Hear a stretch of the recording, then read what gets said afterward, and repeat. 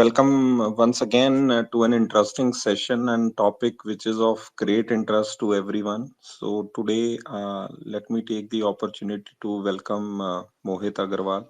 He's an individual investor and he has great understanding of the space, the topic around which we will be having a discussion.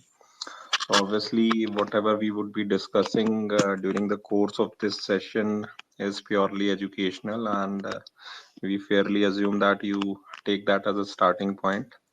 And on the top of that, the views are individual. We try our best so as to explain the nitty-gritties of the topic for today. Hydrogen, is it a hype or it's a big opportunity? So we need to see both the sides, and going forward, we start with the monologue of Mohit, and once he covers most of it, then we open the floor for questions. So definitely we'll try to make it as interactive as possible. And obviously, while discussing the value chain, we'll be discussing few companies. So by no means any buy, sell, or hold recommendation on any. So Mohit, welcome once again, and I think we can start. Great, thanks, Prince. So no, thanks for the invite, and thank you everyone for tuning in to listen. What we'll try and do over next 30 odd minutes is try to one keep this bilingual. So combination of Hindi and English. दोनों में बात करेंगे and उसके बाद I have a few things on mind which I'll try and cover.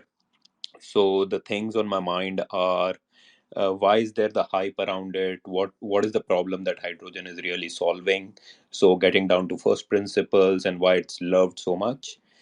So that's the hype part.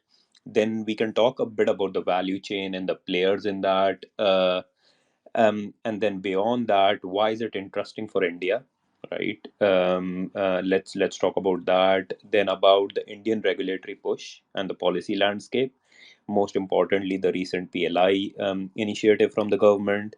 And then we can try and compare to other initiatives that have been announced in other parts of the world, because it's a global vector. Use cases of hydrogen and also ammonia, various partnerships that are being struck, and then the key challenges faced by the project. So we'll try and cover this all in about 30 odd minutes. Might go over or under. Let's see how it goes, and then we can certainly open up for questions. Happy to take questions. All difficult ones for Prince, easier for me. And then we can then get into things right away. So what's the hype? A hype is all around decarbonization. As you know, the world is facing maybe an for the lack of better term, a existential crisis, as because of the global warming and the more and more carbon that is being emitted into the air. And because of that, we are looking for clean sources of energy. If we look at current sources of energy, electricity provides about 20%. There are liquid fuels, which is of course crude and oil, that provides around 40% of the energy. Then the solid fuels like coal provides about 20%, and then gas, which is primarily natural gas and maybe also biogas, that's around 15%. Now, clearly, what's being provided by the electricity, if we can solve the problem of intermittency from the renewables, that can be easily electrified. So that's easy. But beyond that, issues around liquid fuels, gas and solid, they all need to be tackled, and that's where hydrogen comes into picture. A wise soul has defined it as a Swiss Army knife, because it can do many things. Let's put it that way. So that's the hype around it, and most importantly, at the tailpipe of when it is burnt, hydrogen doesn't emit any carbon, because hydrogen is two hydrogen molecules, right? That's about it. So there is no carbon. And now there are question marks around the cost, ease of transportation, all of that. So we will try and put some flavor on that. So that's the part around why hydrogen, right? And what's the hype, what's the problem it's solving. Then let's talk quickly about some big numbers, okay, so that it gets in your head. Currently, broadly, the world uses about 95 million tons of hydrogen. Where is it used? Primarily in refining and fertilizers. Between those two, more than 95% of use is covered. There is some small number in textiles, explosives, and all, but that's the broad number. How it is produced currently using steam methane reforming. So you essentially use natural gas to reform it and essentially produce hydrogen. And it produces a lot of CO2. And the CO2 number is about 900 million tons. That is about 2.5% of the overall emissions of the globe, right? So that's a lot. And of this 95 million tons, more than 99% is essentially produced either through steam methane reforming or coal gasification. So both are very carbon intensive methods. Less than 1% is, I mean, tiny bit is using renewable hydrogen or low carbon hydrogen, by capturing carbon. So that's the number to keep in mind, 95 million tons. So इसको ध्यान में रखेंगे. And then, so as I already talked about, हमारे current uses क्या है, refining में है and fertilizers में. Fertilizers primarily as ammonia and the urea fertilizers. So the way it is made is you have green hydrogen. You essentially, using an air capture unit from the atmosphere, capture some nitrogen, and then using a Haber-Bosch process, combine hydrogen and nitrogen to make NH3. And it's a very established process. So I don't think so there's an issue there. The other uses are in iron and steel. I don't want to go into detail of what and why, but we can do that if there's a need to. Heavy duty transport, then shipping and marine fuel, then ammonia for hydrogen transport, power, both directly using it and then also storage of power, a blending within natural gas, and synthetic fuels in aviation. And when I say synthetic fuels, primarily sustainable aviation fuel. So what you do is you use biogenic CO2 and combine it with hydrogen to make those sustainable aviation fuels, using methanol, etc. सो हमने बात करी कि 95 million turns use होती है hydrogen अभी. Expected to get to close to 450 million tons, combination of some increase in use of hydrogen within refining and fertilizers, and beyond that new uses of hydrogen which you already talked about, जैसे कि हमने बोला iron steel, heavy duty road transport, shipping, marine fuels, etc, etc. So, with that in mind, let's quickly talk a bit about the value chain. So, look, hydrogen as a commodity doesn't exist. You have to make it. So, what do I mean by that? Is जैसा एक crude होता है, we drill it out from the ground and or from the shale rock, and it is there. But that's not the case with hydrogen. You have to make it. सो उसके लिए हमें infrastructure लगता है. सो primarily हम green hydrogen पे बात करते हैं, ब्लू पे we can talk about it, but let's focus on that. So we need electrolyzers and we need manufacturing of those electrolyzers, right? So that's the first part. The various companies doing it, two primary technologies, well, three primary technologies, one less so, alkaline and PEM, which is a proton exchange membrane, and the third one is SOEC. Within those three technologies, I mean, there are various players who are doing that, starting from Longi in China to the US ones like Plug Power, McPhy, Norway. If you talk about this Nell, if you talk about UK, there is ITM Power, ThyssenKrupp in Germany, also ThyssenKrupp Nucera in Germany, and Cummins. If we talk about India, most of the Indian players are either doing some sort of a partnership, very few are trying to develop it themselves. So, for example, Greenco has done a partnership with John Cockrell. Reliance has done a partnership with Stisdale in Netherlands. Beyond that, Ohmium which is one of the players. Again, not. I mean, it has some base in India, but they are trying to develop the technology. Vari is trying to do that. Having said that, not have not heard much about them. I'll cover some of this also during the PLI scheme and the winners of that. Uh, and then one particular player which is specifically supported through the venture investment is New Trace. So they are trying to solve the problem of lowering the cost and making the commercialization of these electrolyzers possible by scaling it up. How do you do that? So that's New Trace. So broadly those are the players in the electrolyzers. Quite a lot of them alkaline because that's low cost, but then there are other issues with that it can't be started up quickly, intermittency issues and all. So that's where PEM comes in, but PEM has other issues for it as well. Then, if you talk about a project implementation, I mean, who owns the molecules of hydrogen, how it is made, then of course there are people who are working through the renewable energy value chain, so who own the wind and the solar, and then that acts as an input into making hydrogen, and some of the people who own the green hydrogen production. Um, and then, of course, the wrap around all of that is the EPC players. So if we look at people who are specifically just focusing on just the green hydrogen and the ammonia production, not the renewable energy, but just on that, are Greenco, Air Liquide, Linde, Air Products, specifically Greenco focused in and very much an Indian player.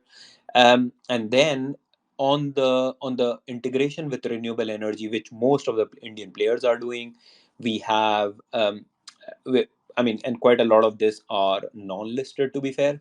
So we have, of course, Reliance and Adani. We have Renew Power, so that's listed in US. It's an Indian company led by Mr. Sumant. Acme Power, so that's Noida based, again privately owned. Hygenco, Torrent Power, Wellspun, JSW Energy. They're trying to do some small things there, and Avada. So broadly, these are the players. EPC में बात करें तो EPC में I mean talk of anything and there's an EPC player, surprise, L&T. And then of course Tyson Krups does some things, Toyo Engineering, and Jackson Green is also an Indian player. um, उसके अलावा if you talk then the next part of the value chain, which is transportation and storage, then I mean, how it is transported primarily through ships, and also some bits through road transport. So cylinders could also be used, pipeline transport to an extent. India may specifically, I mean, I know of Everest Kento trying to do it. I mean, a lot of other players making noise, but haven't heard much of that. So for example, Inox talking a lot about, but haven't seen much. Linde, of course, does quite a bit of things there. And then Hexagon Porus, which are specifically looking at LOHC. Now, if you talk of, and so that's broadly the value chain, and offtake could be used, as you talked about, in refining, steel manufacturing, mobility, or as ammonia. So if you talk of steel manufacturing, all the players will eventually shift to green hydrogen. I mean, for sure. The reason being because currently the method of production of basically steel is very carbon intensive. So JSW is trying to build up a plant, if I'm not wrong, on the west coast, in Maharashtra, to specifically supply the green steel at some point in time, middle of the decade or latter part of this decade, into Europe. as a carbon border adjustment mechanism comes into place in Europe, and also Jindal is trying to do the same thing, and also Tata Steel. In the refineries, of course, we know ONGC, Reliance. I mean, all the refineries use hydrogen. So you would have heard in some way, shape, or form all the Indian PSUs. I mean, if you talk of Hindustan Petroleum, Indian Oil की बात करें, या फिर Nayara, Bharat petroleum, किसी की बात करेंगे तो they are trying to do some sort of pilots, या फिर they are trying to also forge partnership with other players. Blending की बात करें तो of course गेल इस पे काम कर रहा है. And then of course in mobility, I mean some of the people are doing it like Ashok Leyland, Hyundai, of course Tata Motors and others. So this is broadly the value chain. जो हमने बात करी production कहाँ से आएगा, electrolyzers including. Then we talked of who owns the production, molecule को कौन own करता है, both of the electrons, and then beyond that green hydrogen और ammonia के molecule को, and then a wrap around EPC. फिर हमने transportation and storage की बात करी, और फिर हमने hydrogen offtake की बात करी. So this is broadly the value chain. Now why it is interesting for India, right? Now interesting for India because दो चीजें हैं. एक चीज तो ये है कि in I mean currently hydrogen production जो है massively of course relies on natural gas prices, right? So because steam methane reforming, most of it is natural gas. Now as the price of natural gas goes up and down, I mean if you are subsidizing that production, that becomes a big issue, right? Second is well, let's stick on that only. Landed cost of natural gas in India is not $2 or $3, which is the Henry Hub price. So India में जो natural gas है जो produce होती है वो generally काफ़ी कम है, और कम के अलावा जो भी प्रोड्यूस होती है वो 6 7 8 डॉलर के अराउंड मिलती है. And that is also domestic gas, which is first allocated through administered price mechanism for priority sectors like fertilizers, um, CNG या फिर पावर में. उसके अलावा जो आई मीन जो इंपोर्ट करते हैं LNG, उसकी उसकी cost can anywhere be between 13 to 17 $18. I mean that's a lot, right? And if you are using that to essentially subsidize your fertilizers, your bill can go very high. I mean, just for some numbers, India में fertilizer production completely subsidized है. Generally India में अगर देखेंगे fertilisers तो हम 55 million ton fertilisers use करते हैं currently, which is primarily used to produce urea. And beyond that, I suppose the most important thing which is there around fertilizers is is the fact that since it's linked to natural gas, it's a big drain on the budget. So the big number to keep in mind there is Indian government roughly subsidizes annually the fertilizers by spending um, uh, 1,000 billion rupees, which is uh, 1 lakh crore rupees, right? I mean, that's a big number. That's a very big number. And this bill, by the way, is for a normal year. I'm not talking of the year like 22 and 23, wherein the gas prices are extremely high. In that year, ये ये 2.5 लाख करोड़ के आसपास था. So आपका budget पूरा गड़बड़ा सकता है. So and the second most important thing, it's important for India is because India has a lot of renewable potential, particularly solar. काफी cheap produce कर सकते हैं, काफ़ी चीपली प्रोड्यूस कर सकते हैं, और उसके अलावा आई मीन विंड पोटेंशियल भी है definitely. So and more than 60-70% cost of hydrogen is essentially renewable energy. So the lower you can, the better you can be. So those are two important things to keep in mind, why it is interesting for India. Now, if we talk about a bit about the regulatory push, so Indian government has done a great thing wherein they have got a PLI scheme up and running. So they have laid out all the rules very transparently. People can bid for that, and the first tranche or the first auction for that bidding happened, and the results of that were announced in February of this year. In that, there are two bits to it. One is production related PI, green hydrogen related PLI, which is primarily used in ammonia, and the second is electrolyzer manufacturing. So government is spending roughly around $500 million, $500 to $600 million for for the electrolyzer manufacturing, and then for green hydrogen production, it's roughly around two and a half time. Yeah, two and a half times of that, which is $1.5 billion. So that's broadly the thing. So what government is doing, they are giving a rupee per kg of green hydrogen subsidy, and the average is around 40 rupees for 3 years. The total incentive was zero point 0.4 million tons per annum, which is not a lot, but it's a good start. And then it's for 3 years.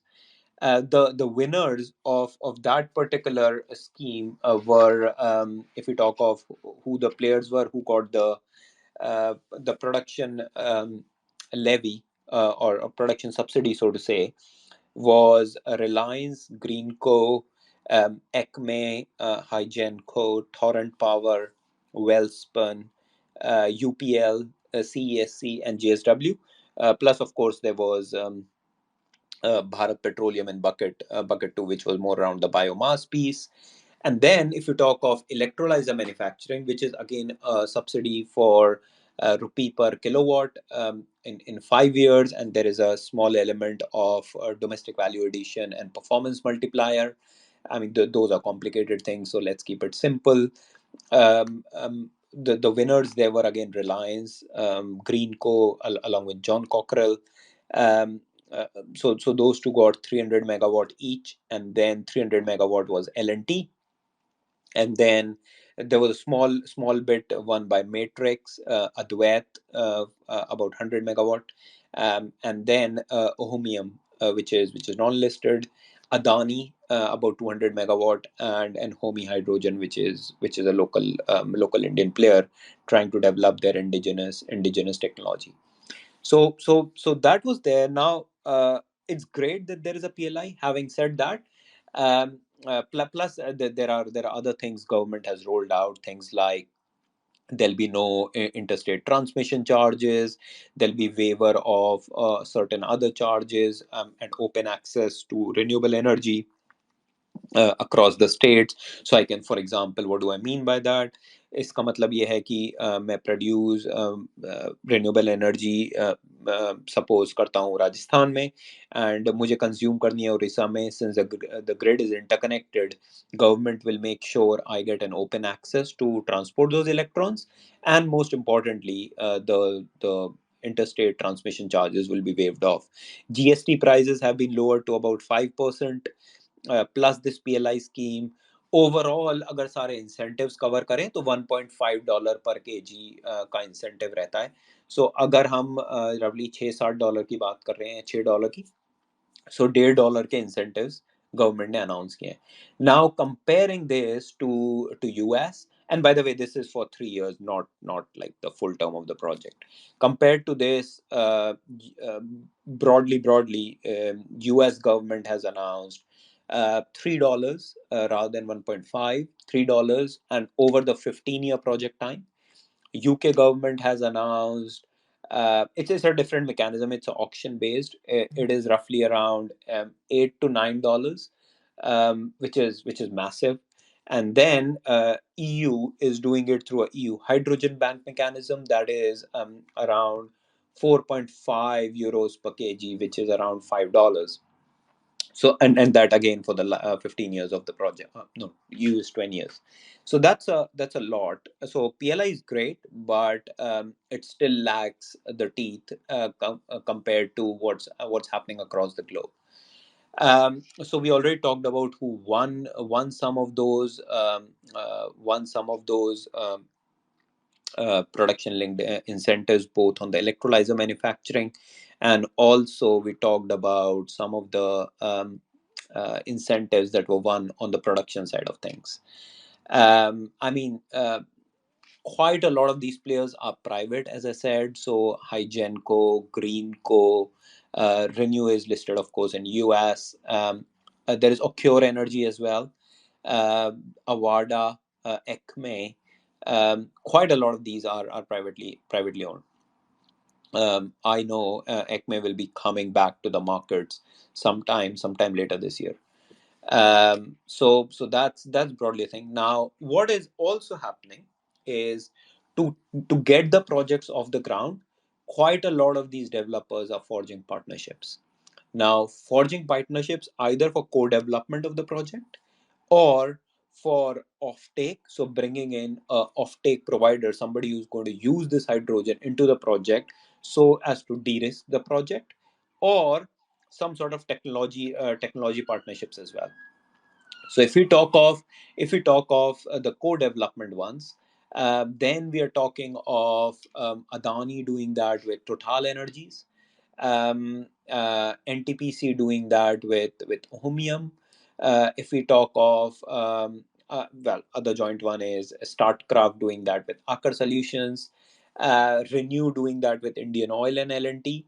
Um, and then, if we talk of technology ones, Reliance with electrolyzers from Sisdyal, and Adani with CRT, and on fuel cells with Ballard. If we talk of offtake ones, ECME is trying to forge a partnership with IHI in Japan, and also Singapore. ECME trying to do that with Yara, which is on the fertilizer side, because that's a pretty big one. Greenco trying to do that with Uniper in Germany. Renew doing that if I'm not wrong, JERA in Japan, which is the big utility company in Japan, and then Adani doing that with POSCO. So these are various partnerships that are being developed, and if you just put in the names in Google, you will certainly see quite a lot of that. Now, what's happening also in India, since there are no mandates, hard mandates around use of hydrogen in refining or in fertilizers yet, quite a lot of these projects which are being developed are for export markets, right? So, and specifically the ports that are being developed with the help of government to export this are Khandala, which is in Gujarat, of course, where Hygenco and Reliance are trying to do a few things. Then Paradip Port, where Renew and also ECME are trying to do that. The Tuticorin Port, which is down south in Tamil Nadu, there there quite a lot of players, ECME, NTPC, Renew are doing it. And then also I've heard, along with Paradip Port, there is Gopalpur Port in Orissa, which is being developed with the help of government, both the state and the central government, around fast permitting, acquiring the land, and then helping getting through the permits, and environmental permissions and whatnot. So in Gopalpur, the specific players जिनका की सुनने में आया है are Hygenco, ECME, and Avada. So those are trying to develop green hydrogen export projects. If we then quickly talk about, I mean, so we talked about use cases, partnerships, key challenges faced by these projects. Now, one thing जो सबसे ज़्यादा ध्यान में रखनी पड़ेगी is hydrogen is not a traded commodity. So hydrogen का specifically कोई price नहीं है. जो भी प्राइजेस की बात की जाती है वो कॉस्ट बेसिस पे कि कितनी कीमत है इसको प्रोड्यूस करने की, राइट? वो सबसे इम्पोर्टेंट वो ही आता है. While compared to that, what do I mean by there is no market for it? Crude के लिए हमें पता है अभी $80 चल रहा है या जो भी है. So market determines that based on supply and demand and various interventions that are thrown into the market. So what that means is कि प्रोजेक्ट जो ग्रीन हाइड्रोजन प्रोड्यूस करेगा, अगर उसका कोई प्राइस नहीं है, so you don't know the cash flow of it. अगर तुम्हें कैश फ्लो नहीं पता, तो प्रोजेक्ट को तुम प्रोजेक्ट फाइनेंस कैसे करोगे, राइट? उसके लिए the most important thing is long term off take contracts, a bit like LNG contracts with the various players. So जिनकी हमने बात करी, which are primarily in Korea, Japan, and Europe. And when I say Europe, Germany primarily. Um, Wherein they are trying to buy this product because they have mandates to decarbonize their power sector, their fertilizer sector, their transport sector, and their industrial sector, whatnot, right? So use of hydrogen in steel, in power, in fertilizers, etc. So most important thing is project bankability. So that's a big concern that could be solved with, of course, with of course, primarily long-term offtake contracts, and also gray hydrogen benchmark prices could be used for debt sizing. The second one is technology cost curve, and generally the costs are not coming down as fast as predicted. Some of that is linked to inflation in the macro environment, and essentially जो interest rates काफ़ी high हैं. But beyond that also, I mean people were लोग सोच रहे थे कि ये cost will be a bit like solar panels, but solar panels are very simple, while this is more like a chemical plant, and it is customized based on the use of hydrogen in various things. So the costs are not coming as fast down as it was expected, so that's a challenge.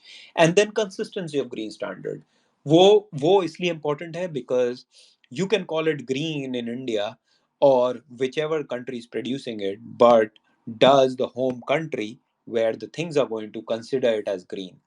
So there are certain thresholds around the amount of CO2 the green hydrogen produces during the production of green hydrogen, right from well to wheel or well to gate. So there are different methodologies. There are methodologies around additionality, temporal correlation. I mean, these are complex words. So उनके बारे में अगर कोई question है तो of course question answers में ले सकते हैं. So all those three things are quite a challenge. Of course, people are trying to work through that, but it is slow progress. But rather than that, having no progress, this is progress. So I mean that is all broadly what I had to say. So हमने बात करी क्यों important है green hydrogen.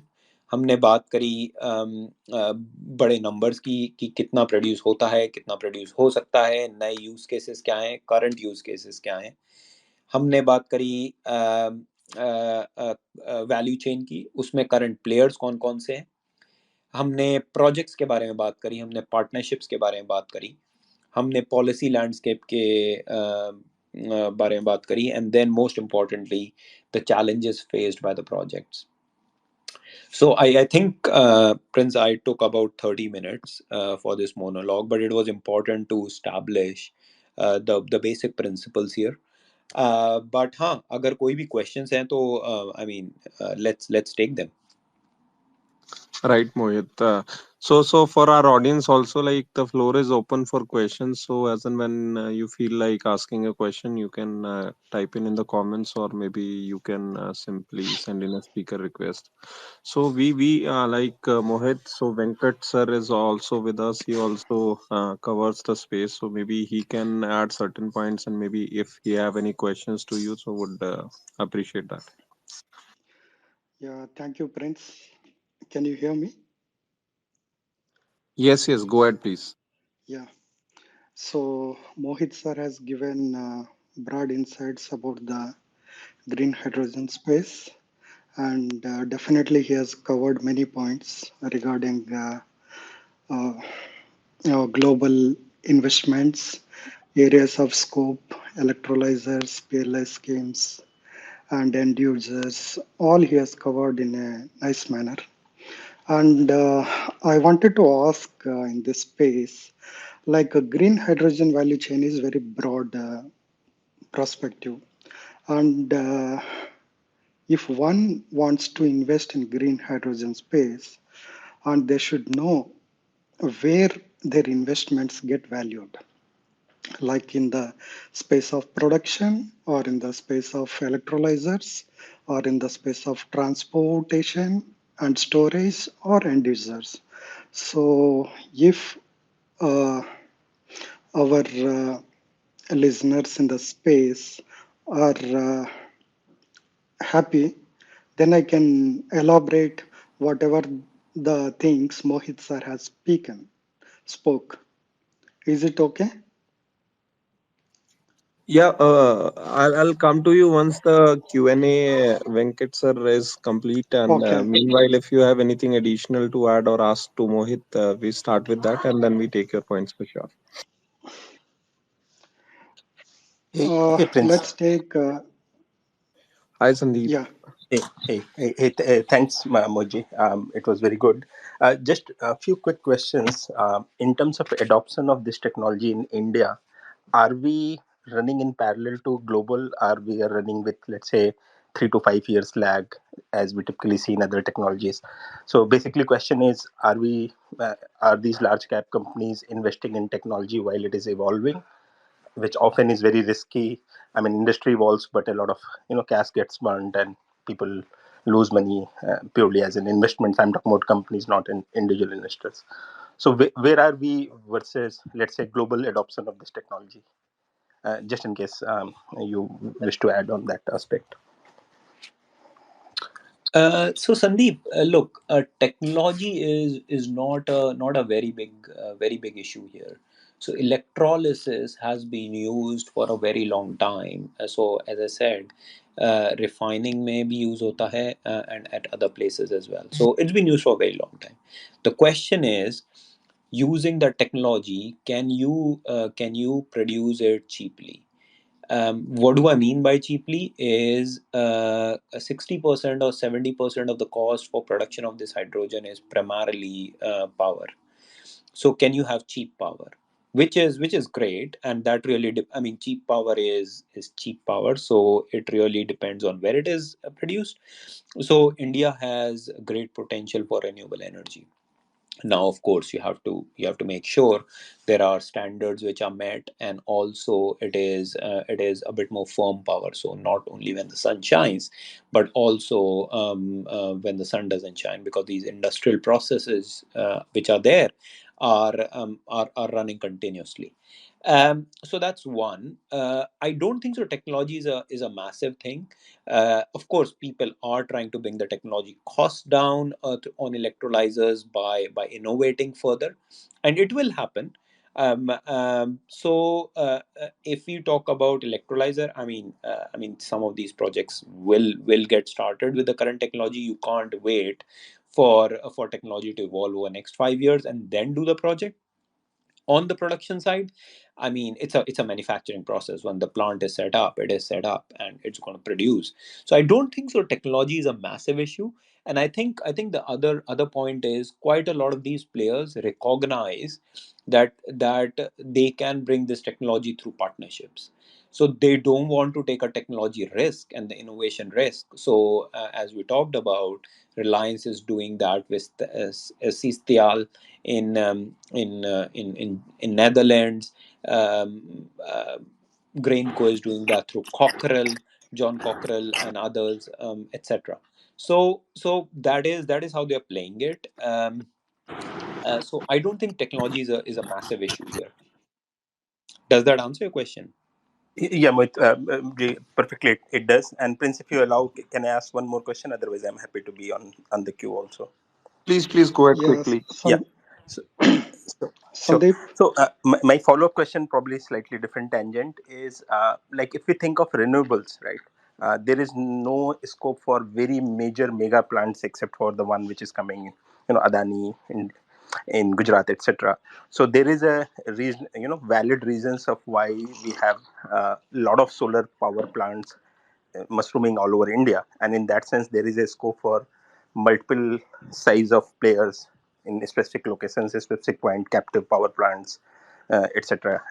But in hydrogen, if I'm thinking aloud and purely because I don't understand, and that's why this question is that I think that if someone like Adani and Reliance is coming, I would probably think prima facie there is no reason of why they can't just produce, let's say, 70-80% of initial capacity to begin with. I mean, there is huge economies of scale incentive in hydrogen kind of a setup vis-a-vis, let's say, solar, which is very surface area dependent.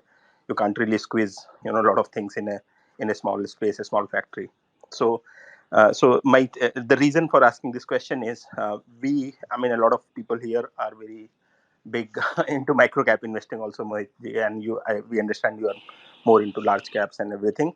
But and we are hearing literally like tons of companies announcing their hydrogen energy aspirations, and which is great.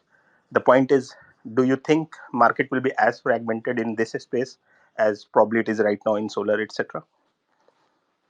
So the problem is very big and complex, right? And there is no question in my mind that since it's a wide space, people will, because it's competitive, it's a capitalistic system, people will try and muscle their way through. Of course, big players will try and do that as well, like of Reliance and Adani, but it doesn't mean other players do not have a head start in this. Look, Reliance is known for its petrochemicals business and all, but so they are also a off taker. But beyond that, in electrons, people who know how to produce electrons cheaply and also can execute the projects, those people are going to be successful. And I suppose the cross intersection of the capabilities that you require, and also where are you going to get that those capabilities are going to be through partnerships, most importantly. And partnerships can take many forms. They can eventually take the form of a joint venture, they can take the form of just setting up a subsidiary, or just technology infusion through royalties and whatnot. So in my mind, I don't think, big players, if they are doing it, it's going to make any difference, because you need many more players to come up and do it. So for example, India has laid out a target of 5 million tons per annum, okay, of green hydrogen production by 2030. This year, which is pretty big, by the way, in 2023, the first so they did a first tranche which was 0.4 million ton of the 5 million ton. Okay, so it's still 4.6 remaining. Um, and and that was so these projects are going to come online in 2027, 28, and 29, something like that, depending on how big the project is, where it is, etc., what technology it is using and whatnot. So we are very far away from the target. And two, if you are talking of in 2050 a production of 450 million tons, then of that, uh, I mean, even if you take 5% of that, that's you need about 25 million tons, right? Give or take something. That's a very big number. It's a very, very big number to make that happen just on the Indian side. So I think the numbers are very big. The opportunity is very big. It's complex. So the question is, how cheaply can you produce? How quickly you can execute and efficiently execute the projects, and then forge those partnerships to get the first projects off the ground while you're getting some of these incentives. Does that help? Yeah, perfect. Many thanks. I'll go back in listening mode. Thank you. Um, Mohit sir, Can't Yeah, hear I'm you please clearly. go ahead. can Yeah. Yeah, Mr. Mohit, I'm Abhay this side. Can you hear me?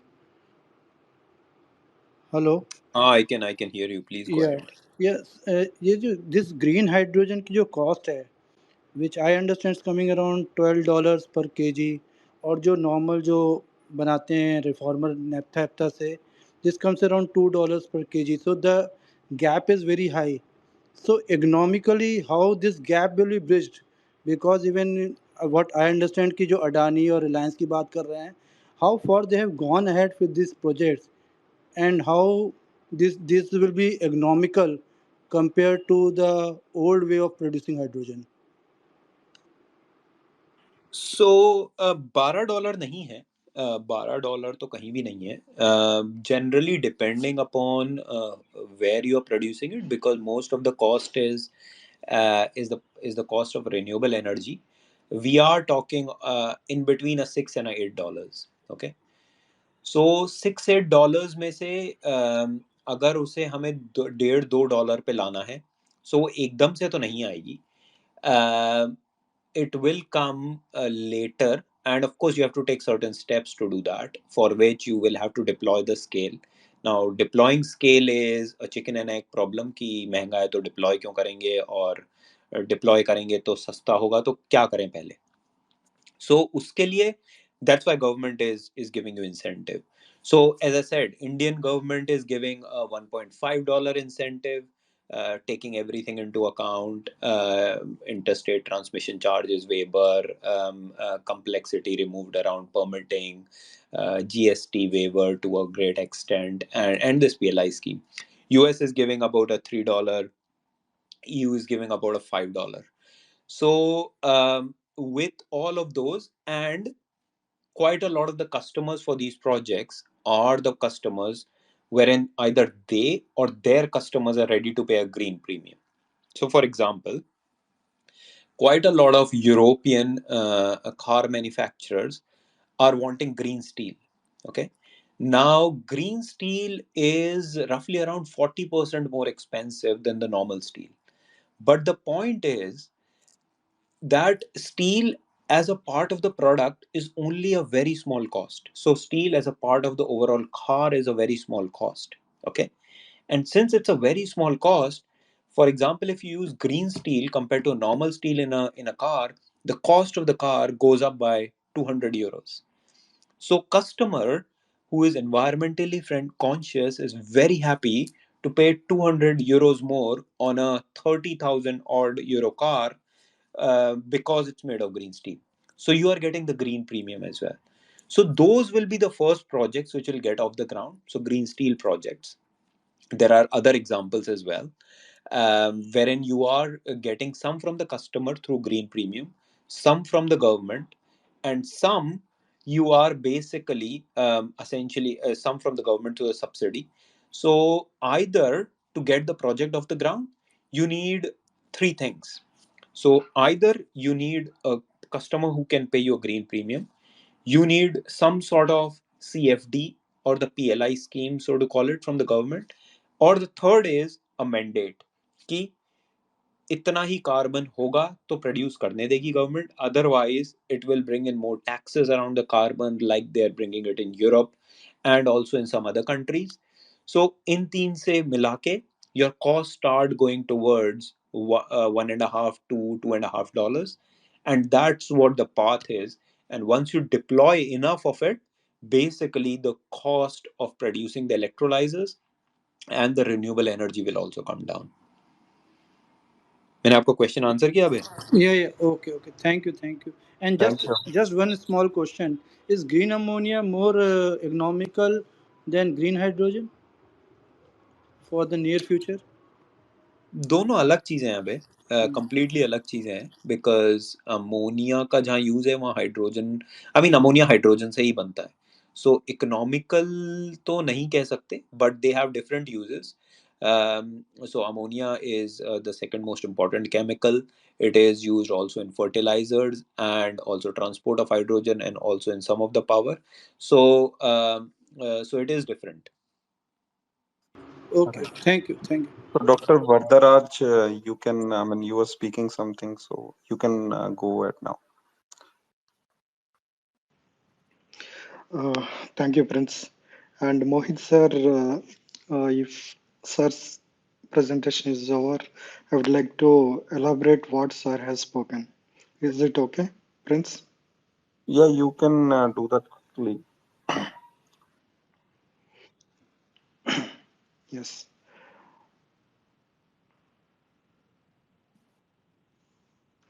Okay, fine. See, whenever we are studying about green hydrogen energy space, let us understand the value chain of green hydrogen, like the production, storage, transport, and end users. So, first, I would like to say why we are focusing on green hydrogen as energy space. That is most important question here because, see, when we compare to the natural gas or fossil fuels, the hydrogen density is more. Due to this, hydrogen produces more efficient energy and low pollution. The main focus here it is coming due to as it produces very low carbon production into the space. And one more thing I would like to say that hydrogen is available everywhere in this world. And about 90% of the matters, whatever it is, or biogas, person, or anything, it is covered with hydrogen. So we have immense availability of hydrogen, but we wanted to convert that into energy.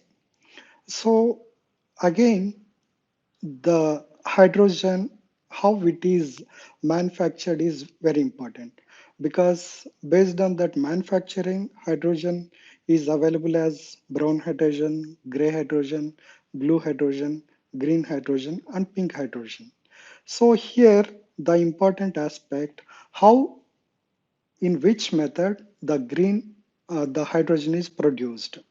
So here hydrogen is produced using coal, gas, and biomass, nuclear energy, and clean energy. When we use coal and if we produce hydrogen, it is known as brown hydrogen. That is through gasification. And if we use natural gas or pipeline gas and we produce hydrogen, it becomes blue hydrogen or gray hydrogen. If we use nuclear energy to produce hydrogen, it becomes pink hydrogen. And if we use renewable energy such as solar or wind energy, and if we produce the hydrogen, it is green hydrogen. Among all these brown hydrogen, gray hydrogen, blue hydrogen, or pink hydrogen, green hydrogen is considered as more purest form and which produces very less uh, carbon emission into the space.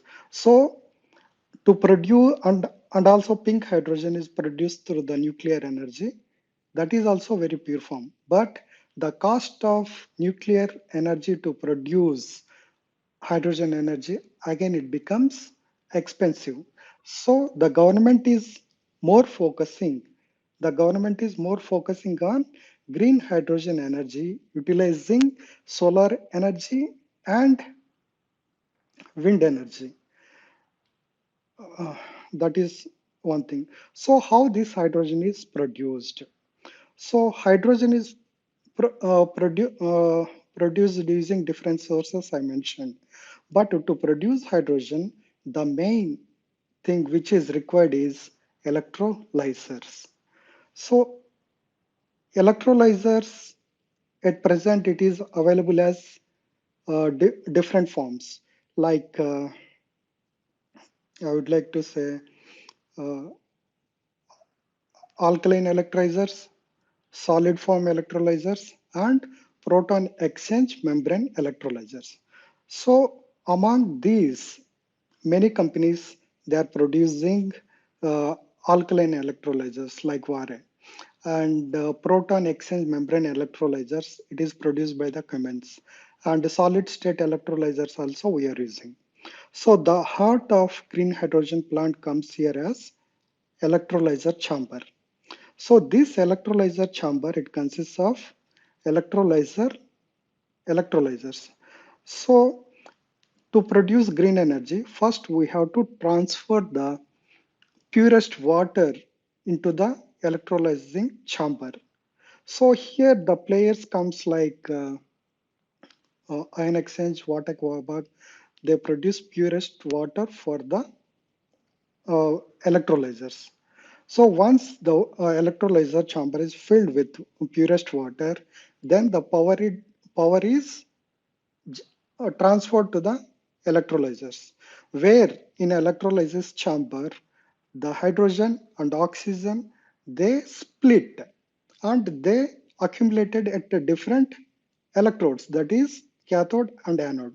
I think since hydrogen is positive energy, it will attract to the cathode electrodes. So from there, the hydrogen is stored and transported to the different ways. And among the electrodes, if you see, proton exchange membrane is the latest technology which can produce more efficient and pure hydrogen form. Hope it is Um, clear for you guys. Dr. Venkat, we are focusing a bit Yes, more on the investing part. So, if you yes. Now I don't am coming to mind, the investing part. Yes, yeah. See, why okay, I can said can you is be a in bit this quicker, value, please? fine. Now let us come to the investing part. I would like to, yeah. See, if you see the investing part, there are producers like PSC companies, BPCL, GAIL, NTPC, ONGC are there. And private players like Adani Enterprises, Reliance, Larsen, Tata Power, JSW Power also entered into the space. So here government is providing incentives to produce the green hydrogen. And if you see the uh, capital goods like electrolyzers. Again, in electrolyzer spaces, there are more players like MTA Technology, Oriana Power, Thermax, Vare, Adani, Reliance, Siemens, Advait Infra, all these players are there. And if you see the proton exchange member, that is a very much important aspect. Cummins is producing that membrane. Even Cummins has collaboration with the GAIL to produce green hydrogen through by using PEM. So among in the electrolyzer space, again, Gujarat fluorochemicals also plays important role because fluoropolymers are very important for the electrolyzers to act. So one can focus on Gujarat fluorochemicals also. And electrolysis technology is provided by Siemens and Linde. Linde has more opportunity, and since they are already into the gas spaces, they gain advantage in this space. And here, while producing green hydrogen, while producing green hydrogen, we need transforms also like ABB, Hitachi, and Siemens. Also, it is required. And there are heat exchangers. When hydrogen is produced at high temperatures, there should be heat transformation. So, there Anup Engineering and Thermax India they plays a role. And hydrogen compression is important because once the hydrogen is produced, the hydrogen gas has to be compressed to be stored or transport. So here Ingersoll Rand and LG equipments also they plays important role. And the hydrogen storage space, we can see the cylinders like Anup Engineering, Linde India, Inox India also, they are into that same space. And the transporting happens through the pipes like Man Industries, Welspun Corp is plays important role here. And recently Man Industries, they got patent to transport the hydrogen pipes. And EPC players, I think Mohit sir explained regarding L&T. And the Likita infrastructure, Pratham EPC, they will have edges since they are into the gas line pipe EPC, so they will also get some benefit. And end users, sir explained regarding green ammonia players like Deepak Nitrate, Coromandel International, and the refineries like Reliance, ONGC. Steel manufacturing side, they will get benefit with the JSW Steel, Jindal Steel. And one more thing I wanted to explain here is fuel cell technology. The cell technology is adapt, adaptation mostly happening with the automobile space. Why fuel cell technology is important? Because the fuel cell technology is a space where hydrogen itself convert into the power and run the powertrain. So here it is like a regeneration of the power is happening. Uh, yeah, Thanks, Prince. thanks, I told all the valuable. thanks, Ram. Really helpful. So back to Mohit, and I think Vivek is first in line, then Vineet and Sandeep. Yeah, Vivek, you can quickly unmute and ask your question. Hi, Mohit. Very interesting and a very great data points you shared with us. Thank you. Um, we've had a lot of commitments in the sector of hydrogen, billions and billions of dollars all over the world. What is the actual on the ground kind of investment percentage of the commitments? Do you have this data with you by any chance? Um, so let's talk about it, right? I mean, when you say data, let's talk about it in several goes. So about a year back, it was definitely a hype, lot of PowerPoints, and this can happen, that can happen. Government announcing targets, governments announcing we love this, making strategies and whatnot, right? But there wasn't a lot of what do you call the real breaking the steel and putting the money on the table. What has happened in last 1 year is two things. One is on the production side, a lot of people have gone serious about developing projects, and a lot of governments have gone serious about how you're going to bring these incentives to the ground. So for example, um, uh, Indian government I already talked about is committed for the first round about $2.1 billion between electrolyzers about 600 and 1.5 billion on the production side, right? So that's happening. The contracts are going to be signed within this year with all the companies that I talked about, and they are going to produce zero point 0.4 million tons per annum of green hydrogen starting 27 and 28. The projects will kick off the ground. The FIDs are going to happen next year in 2025. If you talk of Europe, EU Hydrogen Bank bids have already been done. They have put in roughly around for the first round $1.2 billion, and on the production side, and on the consumption side another $800 million. So that is happening as well. That will be finalized this year. UK government has put in roughly around $2 billion as well. That happened last year. They have opened up again this year, and they have committed about $4 billion. That is going to happen. Japan has put in green bonds, which are going to be utilized for again taking in ammonia, right? Which all these producers are going to produce, and that is to the tune of roughly around $3 billion. Another $2 billion by the Korean government, and if you talk of US, US has done like if you add all of this up and multiply it by three, basically. So there are things which are happening. There are going to be a lot of FIDs announced this year. FID is final investment decision, which is when you're basically locked up and belted up for the ride for the project. The finances are there. Basically, you start cutting the steel and basically start doing the project. Anywhere between 2 to 3 years is when the first production is going to happen. So all of that is happening as we speak. Mohit, what I understand that the figures which you've quoted on a ballpark basis, they should be in the region of about $50 billion, and all over the world. And the investment decisions or investment potential decisions which have been announced could be in the region of about more than 500 billion. Ballpark figures, you can give and take it. I'm talking with 1:2. 5 to 6% is what actually is something coming in.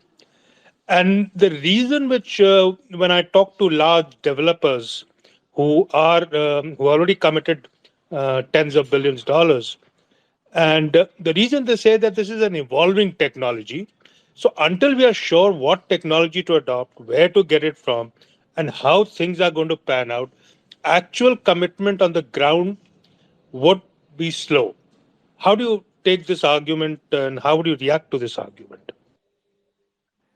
I don't think so. It's a technological issue at all. I mean, there are electrolyzers which are currently being produced, both alkaline and PEM, and they are for different uses. One more for intermittent and one more for continuous production. All of that is happening. I don't think so. Technology is an issue. So then the question comes. You talked of $500 billion. I mean, look, quite a lot of that is greenwashing. Oh, we are going to do this and we are going to do that. The $50 billion that I talked about is just the government PLI scheme, okay, in all these places. But that is only going to cover a part of the story. That is going to only cover 20% of the cost. Rest 80% has to come from developing the project, and the difference is going to be essentially the green premium. So we are talking of projects between now and 27 to the tune of $300 billion, and that is the difference between the numbers that you said and the numbers I moved further from just the PLI scheme to the actual projects that will be there. Beyond, as I said, I don't think so. Technology is a massive concern. The concerns is around the project bankability, which is more around where the offtake is going to come from, who will really take this product, and that's also where the government is stepping in, particularly from Japan, Korea, and Germany. And the second biggest issue is the costs. Now, look, cost is a chicken and egg problem. Until you put these on the ground, the first things, the costs are never going to come down. So what do? Wait for the cost to come down and then put the projects, or you put the projects and the cost is going to come down. And that's where the production linked incentives or the government subsidies are going to help. And the these projects will be targeting the kind of sectors wherein the green premium is currently available. So for example, a lot of beer bottle manufacturers are happy to say that we are selling you green beer because it's bottled, or the bottle is made from a carbon free glass. Now, for that, they are going to only spend 5 pence more, but only going to get it. And that's a massive advertising for that. Same for IKEA, same for European car manufacturers. So that is how the things are going to evolve and see. So you are going to see a lot more of that FIDs actually happening this year and next year. Thank you.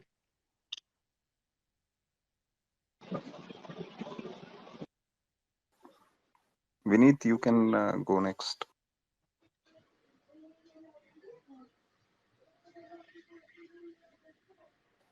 Vineet, you there? Hello. Yeah. Ah, sorry, Prince. I think you muted everyone, so That was by it's mistake. fine. So Mohit, my question is more on the offtake, which you just touched upon it. Does our infrastructure, as in India, our infrastructure specifically in power and mobility, does it have the switching over capability towards hydrogen? As in, can our power plants, I know chemicals, etc., steel, etc., they can easily switch to hydrogen, considering the calorific value of hydrogen is much higher as compared to methane or ethane or whatever.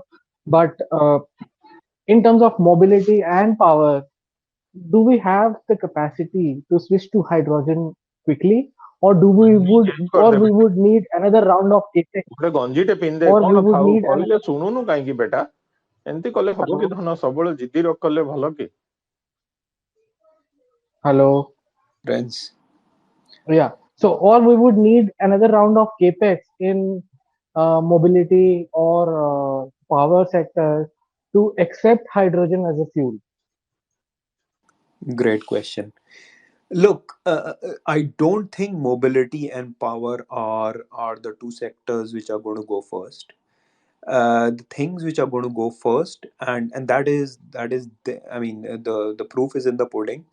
Is essentially the offtakes that are being announced is primarily in the industry.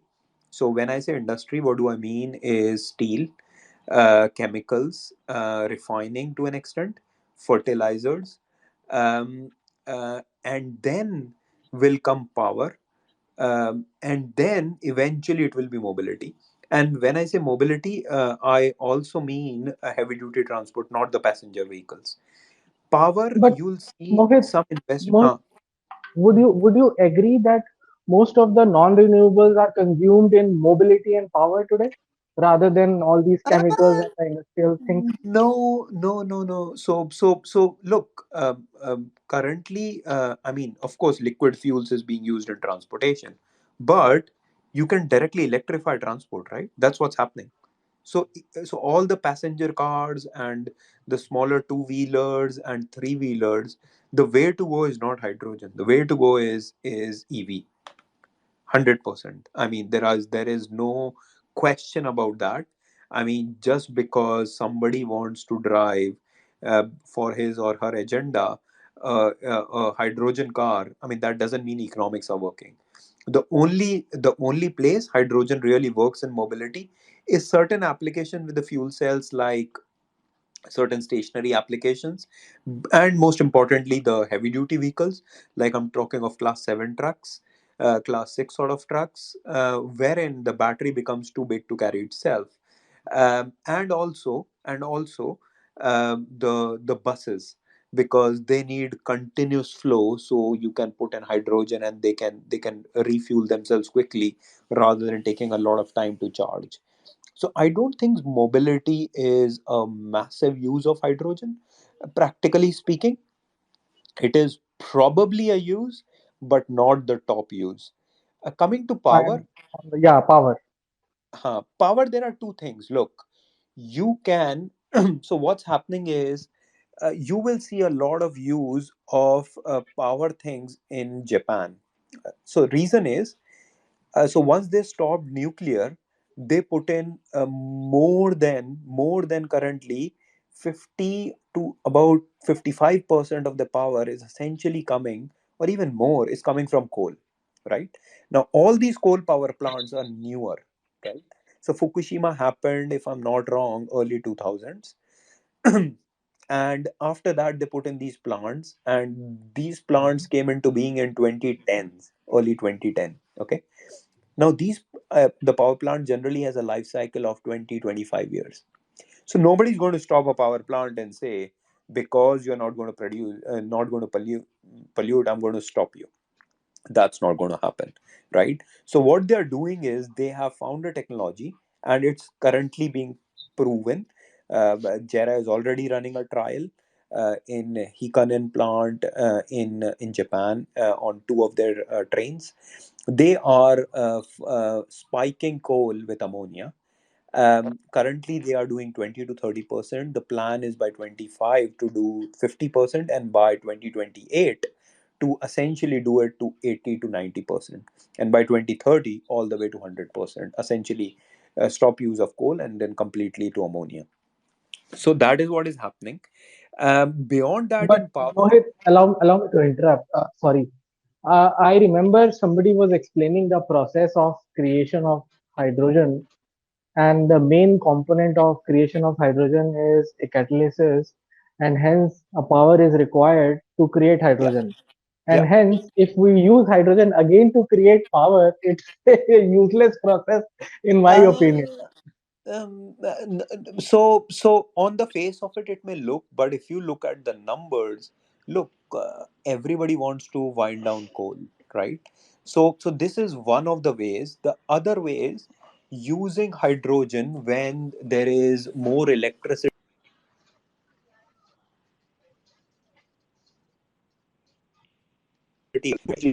Uh, Mohit sir, burning hydrogen.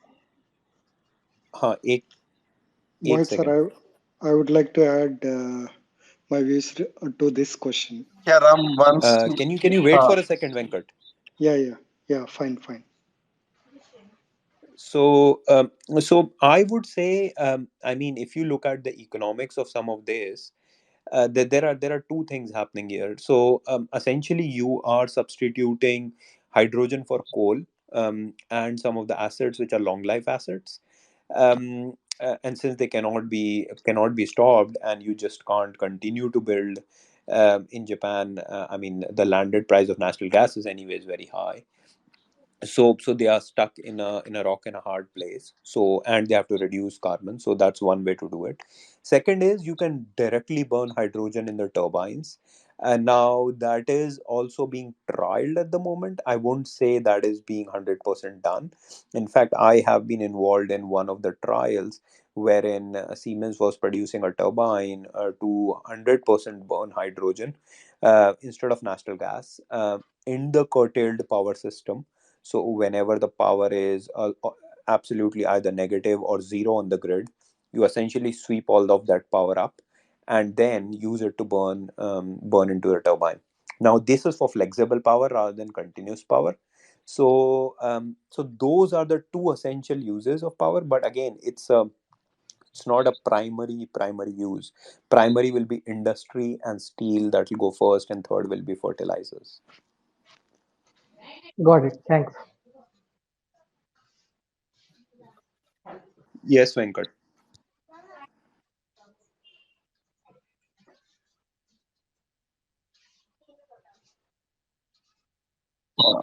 Prince, next ले लो. Okay. So Sandeep is next in line. Sandeep, you can quickly unmute and ask your question. And a small Yeah. request to all the speakers, please do not unmute until unless you are called for, because there is echo or we get disturbed in between. Yeah, Sandeep, go ahead, please.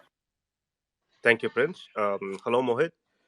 My question is about the economic aspect of this, or political risk rather. If you, as you rightly said, there is a lot of incentives by various governments, including US and EU, to promote this hydrogen.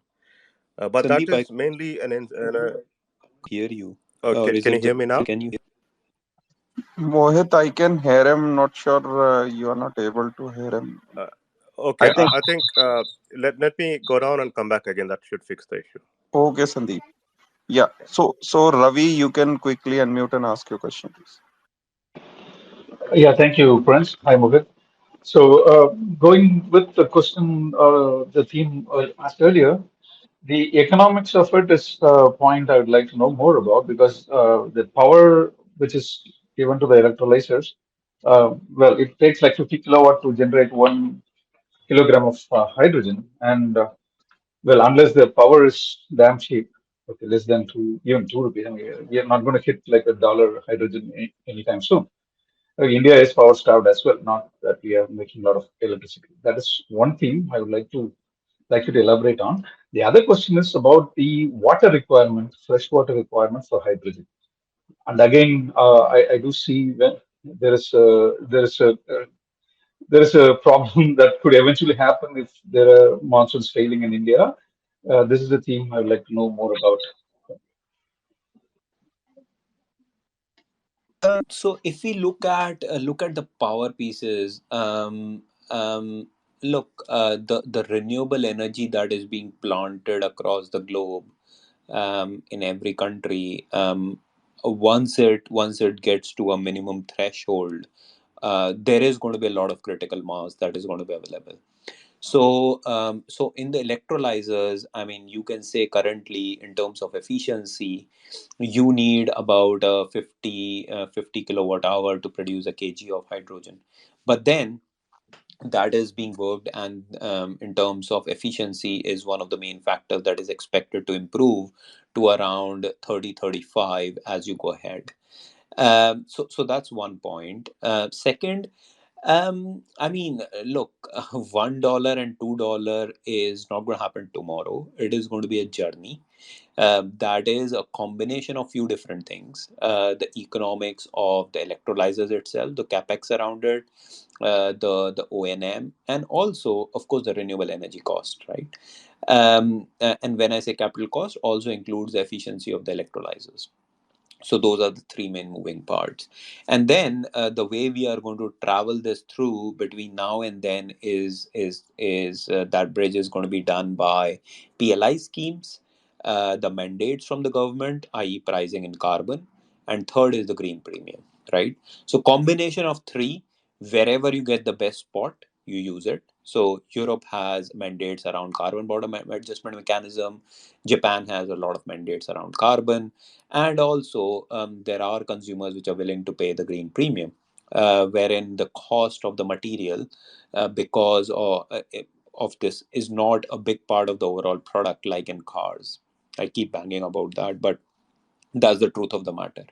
And then once you have enough of those, that's when the economies of scale starts to kick in, and you are going to have lower capital cost, higher energy consumption factor on the electrolyzers, and the cost of REs.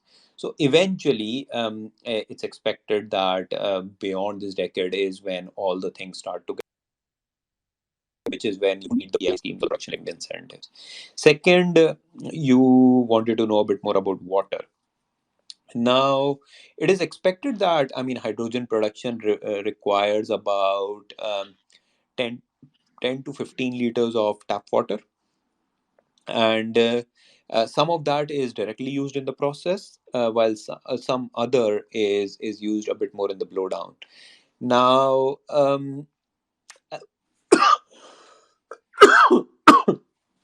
with a 1% increase in electrolyzer efficiency, the requirement of water further goes down by 2%. So, as the electrolyzer efficiency increases, which is they start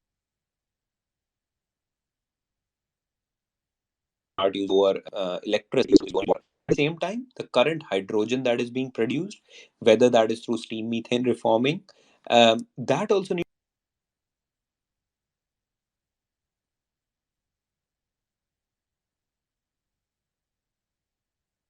needs a lot of water per Not able to hear you. 15 liters per kg of hydrogen is not using water. I see. So you're Can saying, you okay, hear me? the 50 kilowatt is more like a thermodynamic. Yeah, now, yes. Can you hear me? Uh, Good. I I can think the hear you. 50 kilowatt is more of a thermodynamic limit or electrochemical limit. But again, what you're saying is the $1 number is not something we need to hang on to. So even if the prices are higher, like it should be okay, is what you're saying. So where hard to abate sectors, hydrogen will be demanded anyway. And then when other continents make the mandates, like Europe and US is, but US is another story. Europe is mandating, then we can supply those products only if we use hydrogen or use this alternative as hydrogen. Actually, that's the point. And the water requirement you're saying is not going to be a problem. I assume, even if it's 10 or 15 liters per kilo of hydrogen. Yeah, that's what you're saying. Can we ever use the It is salt not water? going to be a massive issue. It is not going to be a massive issue. Plus, I mean, with small amount of power, you can also use desalination as well. So desalinated water could be used to power these electrolyzers, even if they're near the coast. So, I mean, yes, it could be touted as an issue, but it's not really a big issue. And the green, Ravi, I would request you to limit the questions because there are many in pipeline and we are short on. You can be in the queue, you can come again. So we go to Sandeep ji and then Sheetal in that order. Yeah, quickly, Sandeep, you can go ahead, please. Yeah, Prince. I would like to add Ravi's query. See, the country like Saudi Arabia, where there is very uh, uh, water shortage, is building world largest green hydrogen production plant here. The water here they are using by desalination of water, seawater. So water is very important in green hydrogen production, but it doesn't mean that it is going to hinder the uh, production of green hydrogen. And one more thing, I would like to answer Sandeep's query. Sorry, Vinith's query. Vinith said, by using renewable energy resources, we are producing green hydrogen. So, to produce another power, why we have to use another power? Yes, that is important question. See, I would like to say that the beauty of green hydrogen is we can store, we can transport. Here, the important role it plays is energy storage systems. So green hydrogen, it can be stored as energy. That energy can be export to other countries also, and it can be used where electricity cannot be used, like in ships, like in aeroplanes, like in industry, some industries where the electricity cannot be used, their green hydrogen energy can be used by storing it as energy system. And the government is trying at its best to reduce the cost of production of green hydrogen. At present, in US, it is around $3 to $6, and they are trying their best to develop the technology to come down the cost to $1. The same things Indian government has took initiatives to reduce the cost of production and use hydrogen as energy in various sectors where the electricity cannot be used, where we are dependent on the fossil fuels. Again, here government wanted to reduce the dependency of fossil fuels, and at the same time in G20 summit they wanted to focus on the decarbonization also. So to achieve these things, we are going to produce green hydrogen. At present, it is not fragmented, and at present, it is at initial stages where we see the developments in future. Okay, Thank Prince, you so much. next. Thank you. Yeah. So Sandeep, please go ahead. Yeah, thank you, Prince. Mohit, I hope you can hear me now. I have a question about the political risk to the investment in hydrogen. As you rightly said, there are a lot of incentives from US and EU to produce this green hydrogen, and also there are a lot of mandates. But again, these mainly come from liberal governments. It looks like next governments are going to be conservative in most of the places. So in that case, what is the risk? Are the existing guarantees are non-retractable? I mean, how do you see the political risk playing out? Good question, Sandeep. So look, it is nobody is going to invest in the projects because I mean the next government is going to come and rip it apart, right? So for example, here in the UK, all these incentives and the PLI schemes, when the projects are being FID'd, are essentially underwritten by the sovereign debt, and those are contracts that are being signed, which can't be ripped apart by like any government. Like it's as simple as that. Now, of course, if the next government comes and strategically it says, I mean, that's not my priority, going ahead, they might try and slow down the pace, but whatever is existing, they can't. I mean, they can't just rip that apart. In EU, I don't think, particularly in Germany and also in quite a bit of EU, I don't think there is an issue. I don't think so. There is a massive issue here in the UK because the next government that is going to come has also laid the stance pretty quick, pretty clearly on some of these things. In US, yeah, I mean, probably there could be certain issues. Having said that, the Inflation Reduction Act, which all of these incentives are coming from, essentially was bipartisan. So I don't think so that will be ripped apart. Having said that, pace of newer things could slow down. Same with Japan. So I don't think so. There's an issue there. I mean, those are the big places, I would say. Middle East. I mean, look, there is no government as such. It's still ruled under by the king and the prince and whatnot. So that's not going to change anytime soon unless there is an Arab Spring. Yeah, Does that yeah. help? Thank you, Mohit. And also, I mean, as a developing country, it's at a philosophical level. Shouldn't we look at India just going for the cheapest available power? Let the developed countries worry about the new technologies, and then we can adapt.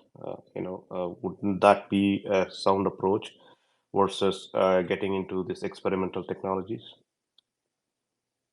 100%, and that's I think what everybody is doing. So essentially, as I said, I mean, doesn't matter what electrolyzer you're using. I think as long as you're getting the cheap power, because that's essentially 60 to 70% of your cost, that's what's driving the cost down. Of course, the capex for the electrolyzer and the balance of plant, that is only going to come down once you have planted enough of these, and some learning curves kicks in, but that is still like 4, 5, 6 years down the line, or more towards the end of the decade, rather than now. So essentially, if you want to do it now, you essentially want cheap power, and basically have cheap labor, and try and go through with the government incentives, and also off takes which are ready to pay your green premium, basically. Yeah, thank you, Mohit. Thank you, Sandeep. Sheetal, you can unmute and ask your question.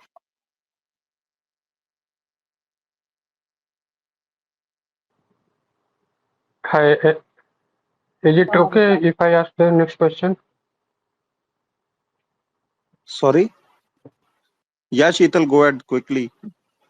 I think Prince is getting unmuted time and again, but I am at least not able to hear him. Yeah, So Sheetal Mohit, Prince is I, speaking. Yeah, I think you Go, cannot hear him. so Mohit, if you Maybe are able he go, can to go hear down and come back. Sheetal, we are fine. I, I can hear you. Sheetal, please go ahead. yeah, thanks, Mohit. So, first of all, thank you for giving us a very detailed and elaborate explanation, and the hard work you have done on the background is visible. The way you have delivered your this half an hour long monologue, and then you are answering the variety of questions, and hope my question will be also answered. One thing is that we are talking about the green energy and green hydrogen. So the renewable energy should be the basis on which the electrolysis will be done and the hydrogen will be produced.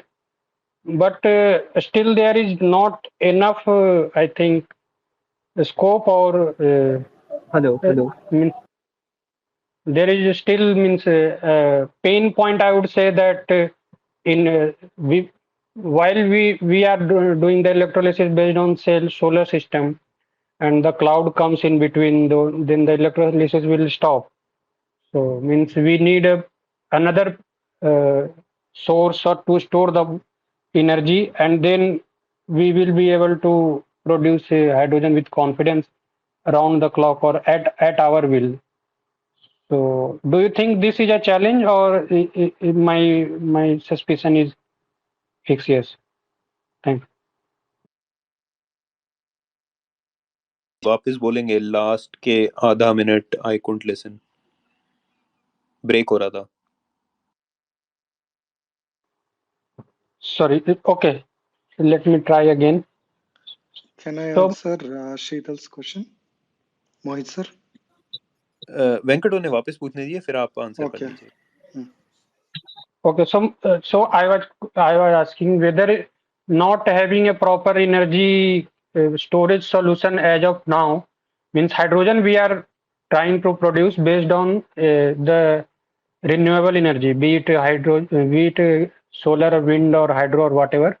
But they don't produce electricity as per our wish. It produces electricity based on some geographical or other conditions. So how can we be sure that our plant run, whosoever is working on electrolysis, and it is working around the clock, or means it is not getting impacted intermittently in the absence of electricity supply? Great question, Chital ji. So basically, you need firm power for electrolysis to happen, because essentially what you're looking for, what you're looking for is essentially continuous power to that. You can bring it up and down at certain times as well, but generally you're looking for continuous process. So what you do is essentially a portfolio of power, which is you do some solar and some wind, and that will essentially help you. So for example, I can give you a good example of it. To do about 40 to 50 megawatt of firm, you essentially need 250 megawatt of solar, about 120 megawatt or 150 megawatt of onshore wind. Then you do some offshore wind with it, and then for the remaining bits, which is so jab raat ko there is no sun, you essentially mix, and in certain parts of India particularly, depending on the geography, there are parts particularly in the offshore wherein there is a lot of wind which is blowing. So you bring that in through the interstate connected grid, and the remaining, which is roughly around a 10% sliver, give or take something, can be topped up by hydro. So that is happening. So currently, such a trial, not just a trial, I mean that is an actual plant that is being put together by ECME in Gopalpur, and also by Hygenco in Maharashtra. So that is happening. So it's on a portfolio level that you do a firm power rather than just one technology. And all these are not directly connected to the electrolyzer. You connect it through the grid and use that grid along with temporal correlation. With what that means is the electron that I've produced needs to be correlated through the software within 1 hour, through guarantees of origin, and that's how you match it up. Yeah, thanks, Mohit ji.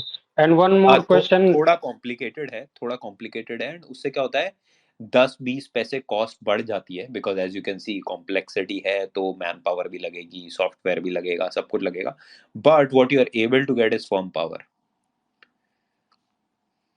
Yeah, definitely. Means it's still cheaper than having a battery and getting the power, reserve power from the battery or any हाँ, other reserve source. हाँ, battery won't work really because battery काफी छोटी होती है compared to really running a big electrolyzer when we are talking of like multi megawatt, like 500-600 megawatt sort of an electrolyzer. It might run with 1 or 2 megawatts, but उससे ज्यादा maybe 5-10 megawatt maximum, but उससे बड़े में battery काम नहीं करेगी. Yeah, there are some talks about other type of reservoir preparation, like means, but I think we will deviate. So I have वो another hydro, question. That Yeah. Exactly is the hydro ही है वो. So wind, solar और hydro को mix कर दो. Hydro is nothing but basically, of course, not just the energy that you get from the dams, but also you do a you do a stored hydro, which is when there is more electricity than required, you use the water to be pumped to a higher reservoir, and when the electricity is low, you use that water from the higher reservoir to be pumped to the lower reservoir, and in turn you generate electricity. Yeah, exactly. So I was also saying about the same. So the issue is that when we were discussing last, one of your concern was that we produce electricity, then we convert that electricity into hydrogen, and then we reproduce electricity from the hydrogen. So in this process, we lose about 70-75% electricity. So do we have some efficiency improvement over there, or how the economic works means? So the thumb rule is, look, where you can electrify, you should definitely electrify. So all the passenger vehicles, the power grids, I mean, these have to be electrified. I mean, the hydrogen, if somebody is using it, it's a foolish paradise, to be fair, because of the efficiency gains. Now there are sectors wherein, I mean, those cannot be electrified because they work on heavy heat, like steel, fertilizers. We are talking of chemicals and other industry sectors.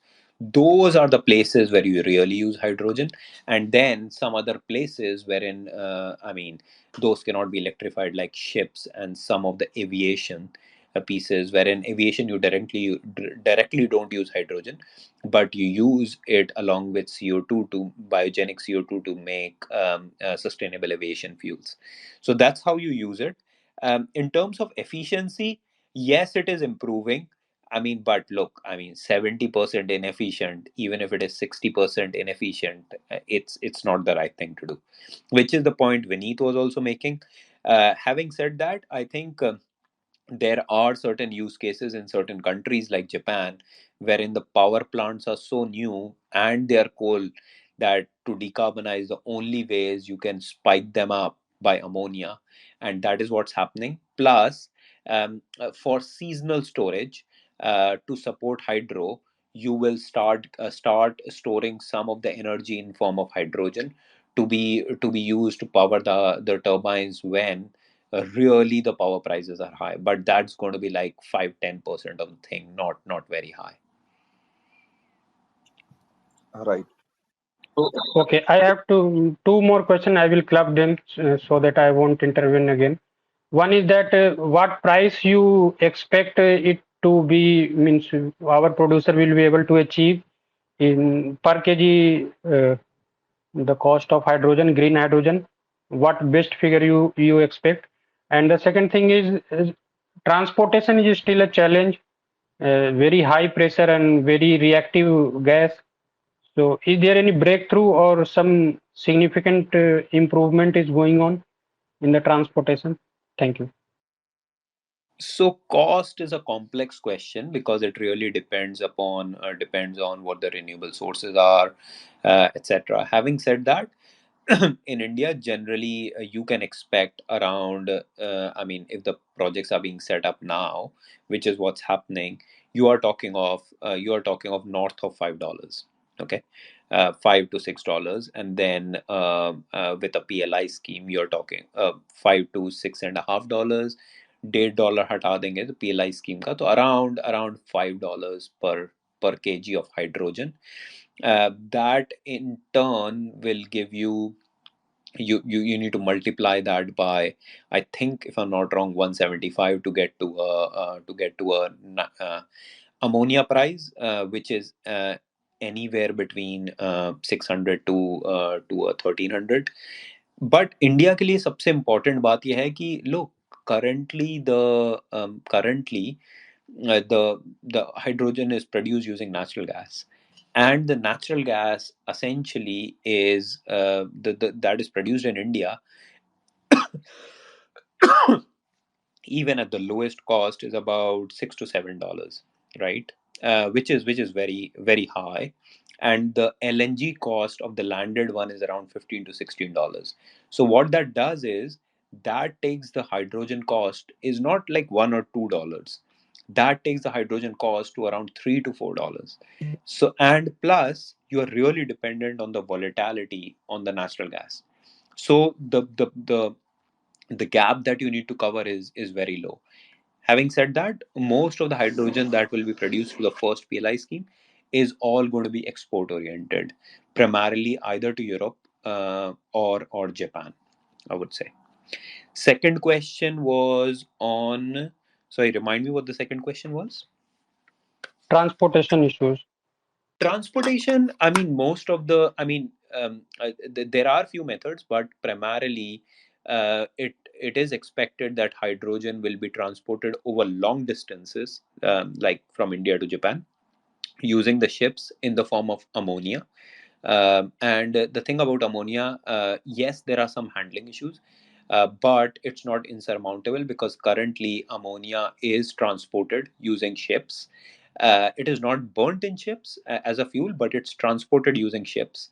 And so what that means is the some of these ports also have storage and handling infrastructure. So like ammonia tanks are there. There are protocols and standards around how to handle ammonia.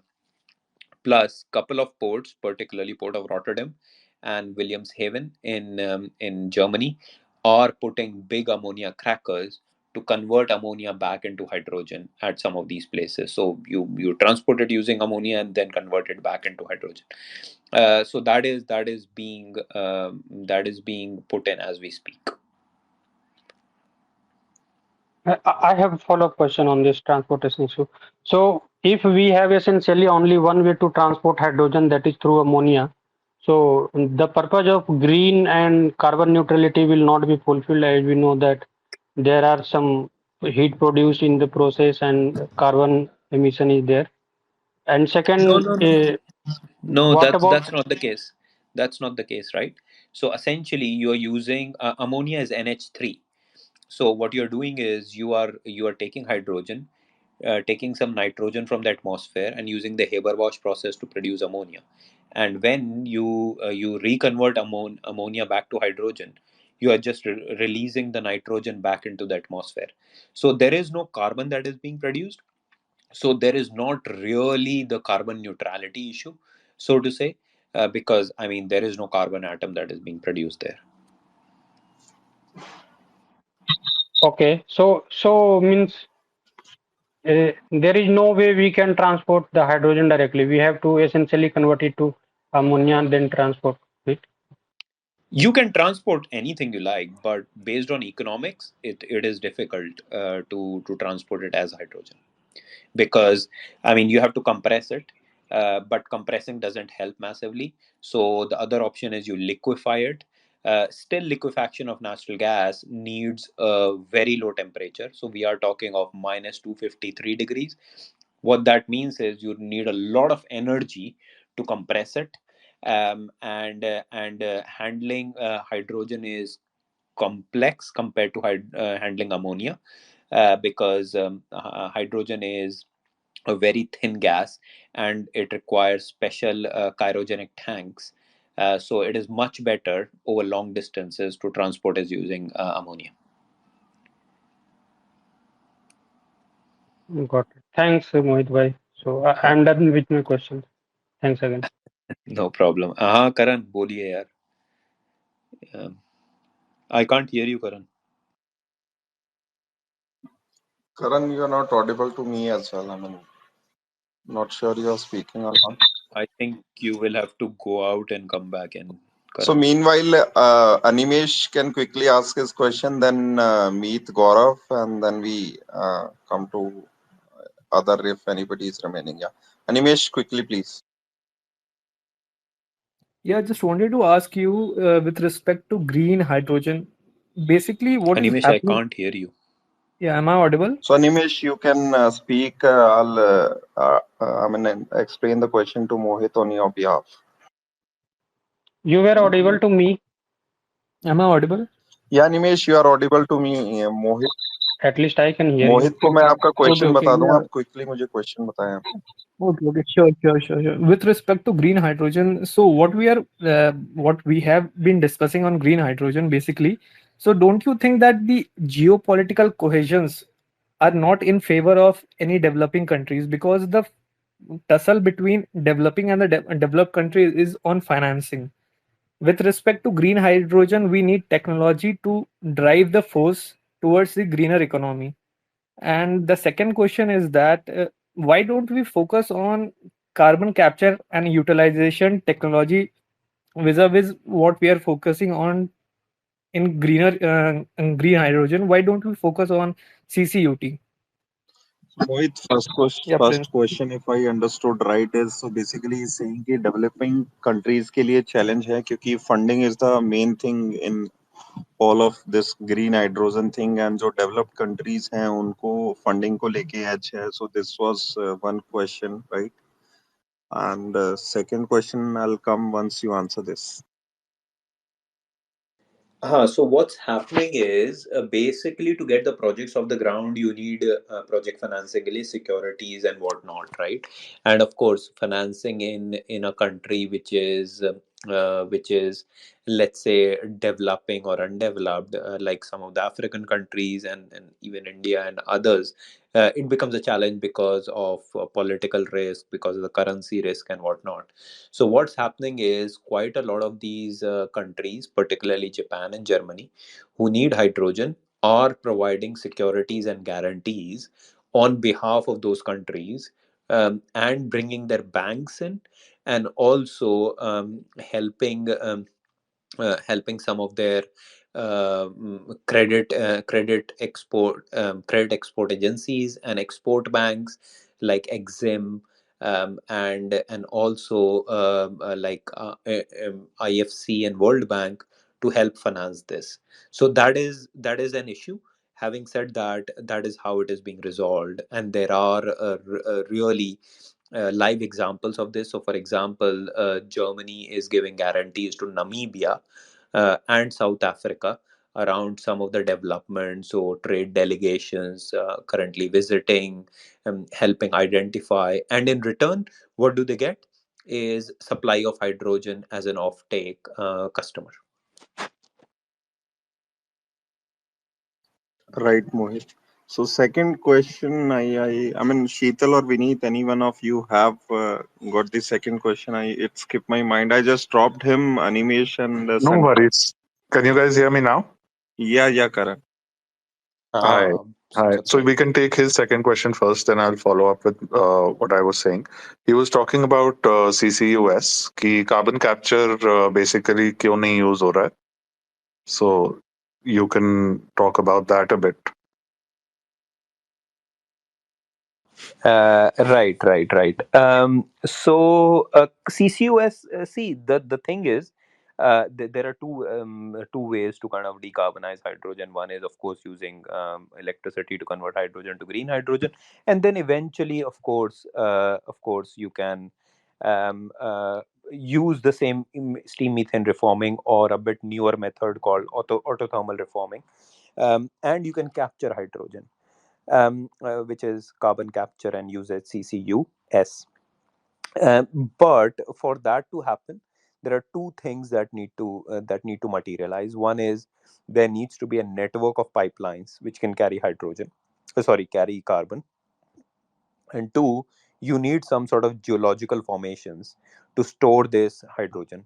So currently in the UK, I mean, UK government doesn't distinguish between green hydrogen and blue hydrogen, but what do they talk about is carbon intensity of producing hydrogen. It doesn't matter which way you produce it, so as long it is 20 grams of CO2 per megajoule of energy, that's how you do it. But UK is blessed in both those senses, because they have the industrial clusters which are near, so to say, the coast or the ports, wherein they are developing or financing the development of pipeline network to carry the carbon. And as you know, North Sea has a lot of geological formations which are depleted oil and gas fields, which could store this carbon. So it is only possible really in some of the places. I mean, I know Saudi Arabia is trying to do it, and also US is trying to do it. So people who have some sort of oil and gas experience through geology and some of this infrastructure can do it, but other than that, it is difficult.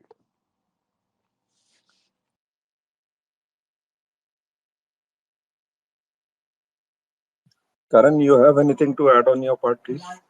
Yeah, so I think one thing that Sheetal was referring to and Mohit was answering. So, Mohit, we had discussed a while ago, right, that in natural gas pipelines, up to 20% of hydrogen can be gotten in without any modifications. I think it was a couple of months ago.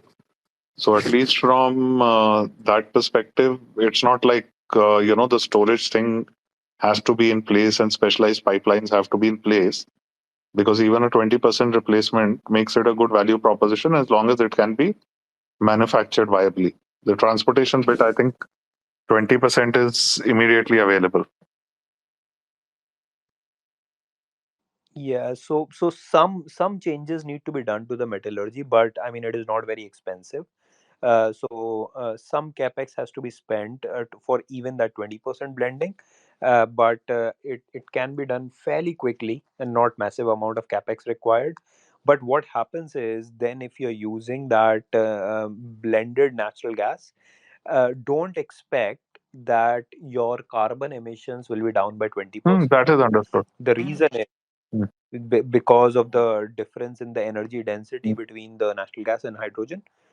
Your carbon emissions are not down, but yes, you can use line pack in this sort of a method to store hydrogen. That's true. Mm. Okay, my other question was so, in terms of industrial use, now when people are in continuous process industries like steel and cement and glass and all these kiln based technologies, now some of these require very, very high temperatures.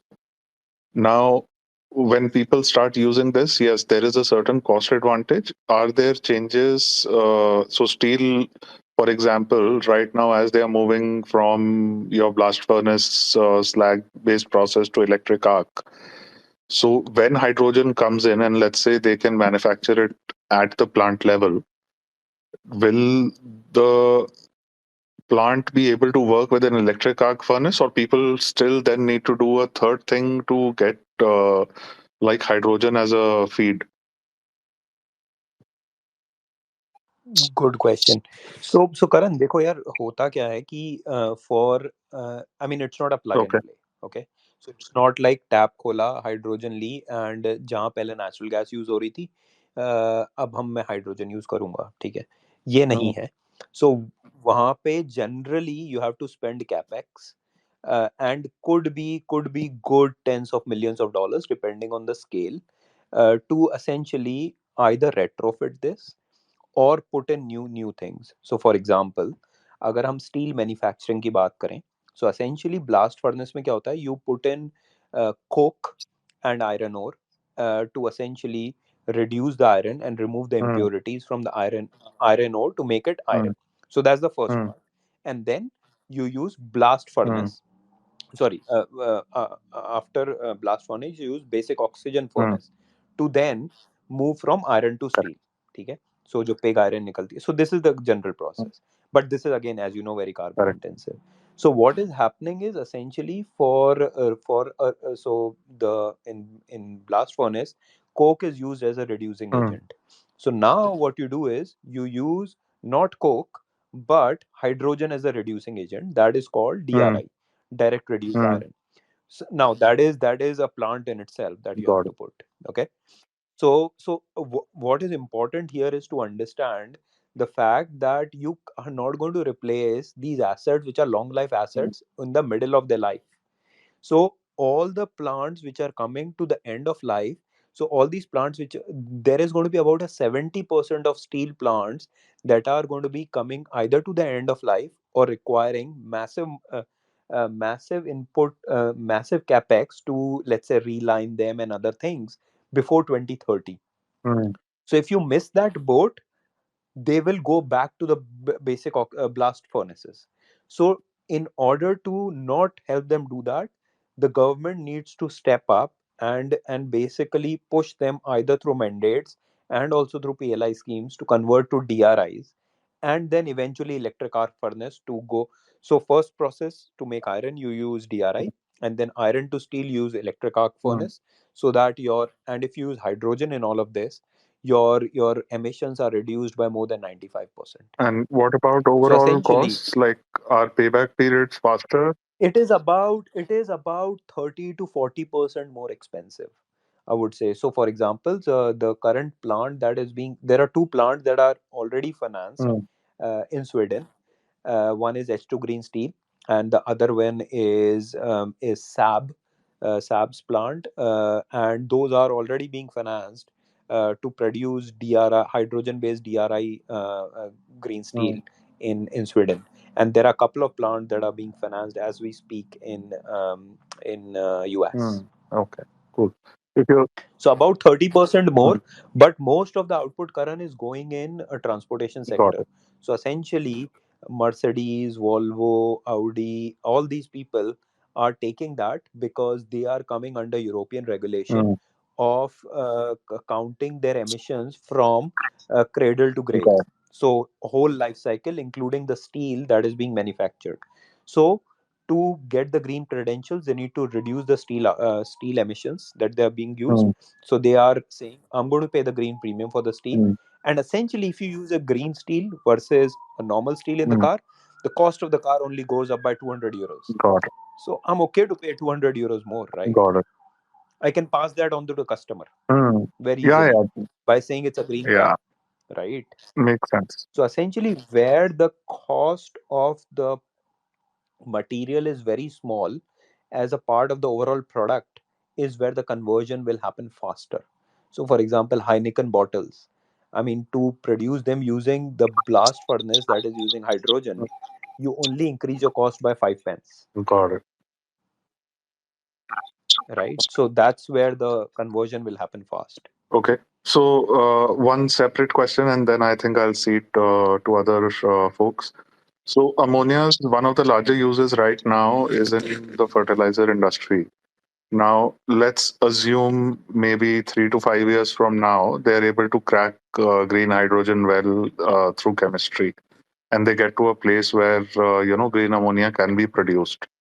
Now, while it's a very amply available material and all of that, if and when if green hydrogen does become a reality, is it easy to scale it up to kind of provide green ammonia to both fertilizers and hydrogen as a power source, or will people have to make some kind of trade-offs?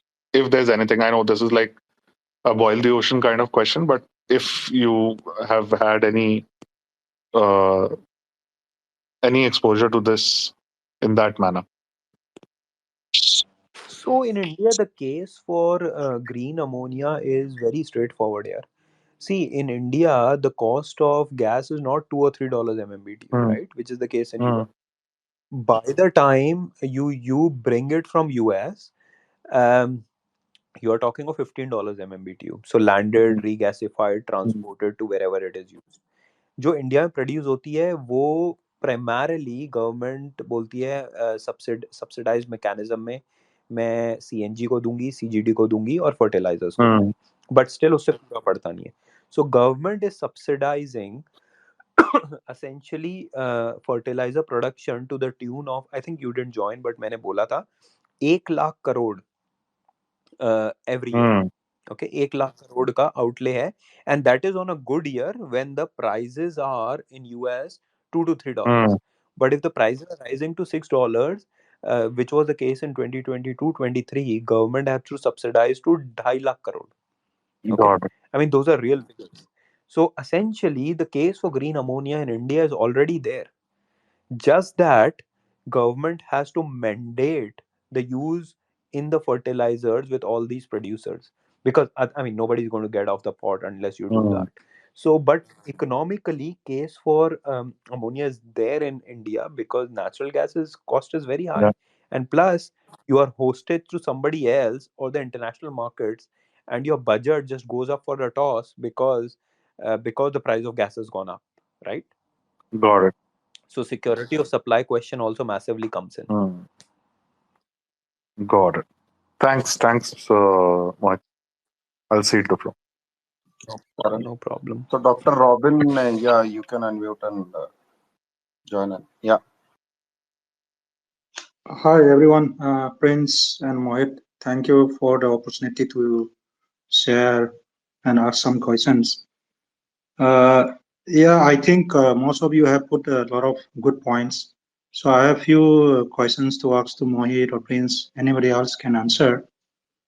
How you look at the ICE, the hydrogen-based ICE technology and the hydrogen-based FC technology in India for the mobility sector? And then second question is regarding that ammonia conversion to hydrogen, how far it would be feasible from the efficiency perspective and the from the LCA, the life cycle analysis, because India has a very aggressive objective of energy independence, fossil fuel energy independence by 2047. Then we also have the green hydrogen mission, under which we have the 19,000 crore the outlay money. And that two questions I would like to understand from your perspective, that how you look at the ICE technology and FC technology for mobility and the conversion of ammonia to hydrogen. Thank you. So if I got your first question correctly, I mean, ICE is internal combustion engine, which generally is being used as we speak, right? Every car uses that. FCEV is nothing but fuel cell electric vehicle, which is essentially what you're doing is using hydrogen, which is stored in the tank, to through the fuel cells, and then those fuel cells use hydrogen to produce electricity, to be used in driving the car. So, as I said before, I mean, there are certain applications of fuel cell vehicles, but generally, as a rule of thumb, where electricity can be used directly, that's what we should use. So all the passenger vehicles, like the two wheelers, three wheelers, and the light passenger vehicles like the cars, we should be using just literally the electricity, and those should be used as EVs. However, in case of heavy duty transport, FCEVs could be used. So that's the first one. Remind me, what was the second question? Second is regarding the ice using hydrogen.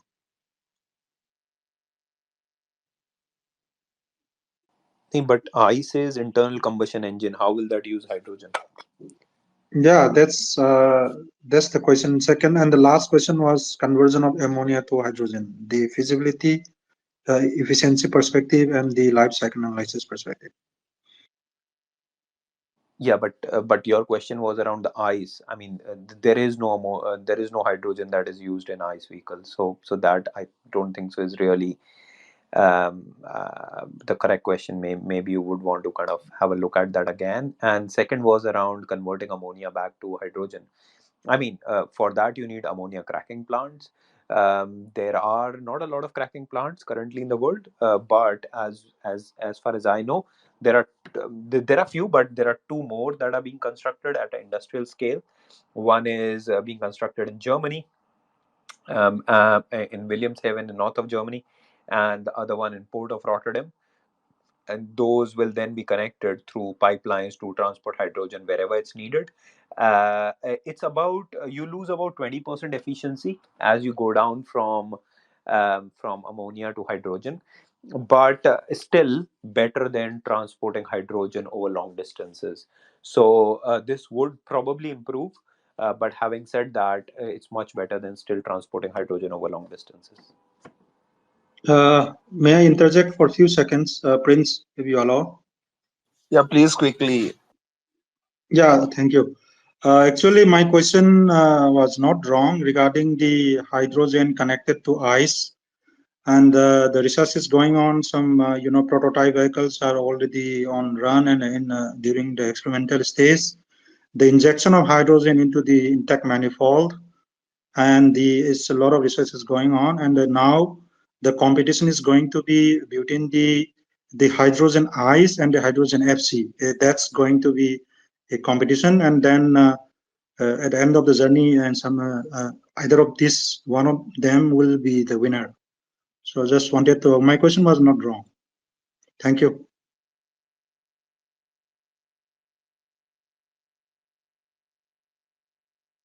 Who's next, Prince? So next is Manoj.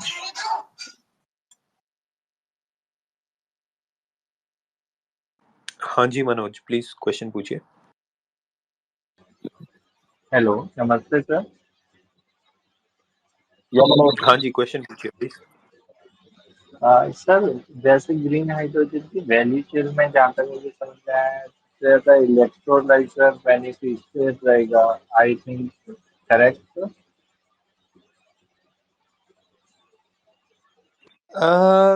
हाँ, important component है electrolyser, but I mean there are other components as well which are going to be important. Right. So next is Arnav. Okay sir, thank you. Arnav can go next. Thank you, Prince. Thanks for the session, Mohit. Very useful. My question was around the correct, I wanted to understand the risk and like how to go about, currently lithium, we're hearing that there are fires and like hydrogen is considered even more inflammable. But from what I understood from the session is that the industry has already used hydrogen in multiple applications, in iron and steel industry, in the manufacture of ammonia. So now, like after hearing that, it feels like it shouldn't be considered that much of a boon. And I also wanted to understand, like apart from the value chain that you mentioned, like if you want to distribute, where the money allocation will happen, like if I take 100% of the money which is going to go into the value chain, if you can like state where I'm where the value lies in the value chain, like who is going to benefit, which sector is going to benefit the most, it will be very useful. Thank you. So the first first wasn't really a question, right? That was a remark around the fact that it's safer and it can be used, right? No, I actually Which is wanted true. to ask it. I'm not sure. See, from what you said, it seems the industry is familiar with it, but I might be wrong because in steel industries, maybe you are using from a tank and once that tank empties, you basically dump it, and then again probably you recycle that particular tube from your. But for fuel cell, I feel like you will be using it for a longer time. So there, the like asserting that you are not having leakage can be another troublesome problem, right? So you have to develop protocols and standards for use of hydrogen. In industry, it's currently being used already. So a lot of chemicals, fertilizers, refining, and whatnot. So they already have the standards. So those standards will have to be brought into other places wherein the hydrogen is being used, because it is a challenging gas to use, and it can escape very quickly because it's very light. So you need special tanks and whatnot. So I mean, there are risks associated with it. Having said that, it's possible to kind of use it and whatnot. And I mean, people have used it. But as you go into a massive distribution system, like you distribute petrol through the petrol pumps, it becomes more and more tricky. What that means is there are more and more costs associated with it. So so all even the vehicles will require a special sort of tanks to use those hydrogens. Second question was sorry, remind me what the second question was. Mohit, you are breaking. I mean, voice is breaking. Oh, okay. Can you hear me now? It's breaking. Okay, I'm not sure Yeah, why. it's better now. Okay, okay. What was the second question? The second question was around, like I have understood the value chain, but I wanted to understand the allocation Okay, of, okay. Yeah. yeah. Got it. Yeah. So essentially, if you look at, let's say, 100 units of money that will be deployed over the period of time, the most part is going to go in renewable energy, but doesn't mean the margins are going to be high there, because that is what is being required to develop it. About 60% to 70% is going to be the cost of renewable energy. Then you use about 20% as cost of manufacturing hydrogen, which is electrolyzers itself. About a 10% in ammonia, which is going from hydrogen to ammonia. Maybe a 5% in storage and transportation, and a 5% in electrolyzer manufacturing, which is manufacturing the electrolyzer itself that will be used to manufacture hydrogen. So massive part is going to be in the renewable energy value chain, the electricity that will be used to develop hydrogen. And then second will be hydrogen itself, which is about a 20, so 60 and 20, 80, and then 10 in ammonia, and then 5 each in, let's say, manufacturing of electrolyzers and storage and transportation. Thank you. That helps. Thank you, Arnav. Okay, great. So, Elon Musk. Hi, hello. Am I audible? Yeah, please go ahead. Sir आप ही का platform है, Audible तो हो गई. Yeah, thanks. Thanks, Mohit. Nice to hear from you. It was a very informative session for me. I would like to know more about the electrolyzer. What is the chemistry behind it? and which are the Indian company who have the basic raw materials to make the electrolyzer, like the mostly chemical company, which can have raw material and competent enough to make the electrolyzer in the future, or if they are making now. Thank you. So technologies are very straightforward here. I mean, there is alkaline, PEM, and SOEC. There are companies who are doing it. There is no shortage of companies who are not doing it. There is current research around how to make it more efficient, both on the use of electricity required per. All of that is there. I mean, there are enough companies around all three of these technologies. Hope that helps.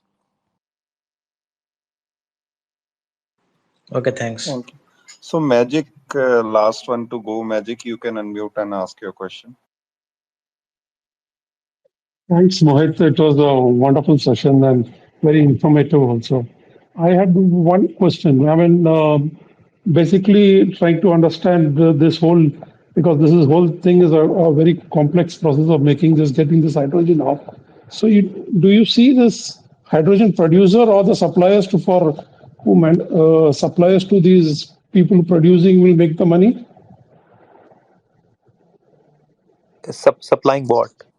Supplying Suppliers this for what? equipment, power, or you said power is going to be 60% of the cost, and electrolyzers will be another 20%. So whoever is doing this will actually make the money, or actual person who is producing this hydrogen is going to make the money. And because you said the hydrogen production itself today is presently at a higher cost, the end user, you don't know at present who's going to use it, because we are really expecting shipping or ammonia use at present. Uh, I mean, that is all to be seen how it develops. Having said that, I mean, ammonia producer is or a hydrogen producer is not going to put in a project at any sort of a loss. So I think those will be the people who would certainly make some money.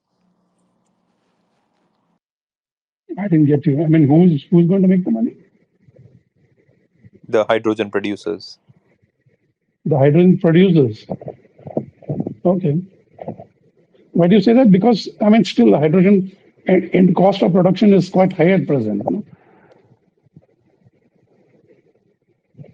Yes, but you are not going to put in a project for because it's going to be long-term contracts, and somebody who's ready to pay a green premium plus the government PLI has to cover a project plus IRR of 10-12% for me to put in a project. I mean, I'm not going to put in a project which is going to give me losses, right?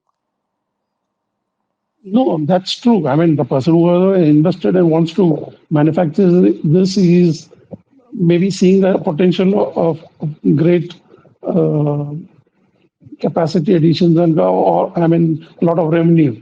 But at present stage, No, like no, you no, said, no. I mean the users That's not how it aren't. works, right? That's not how it works. So you are not going to put in a plant in or to put in a plant because somebody is going to pay you in the future. You have to spend the capex now.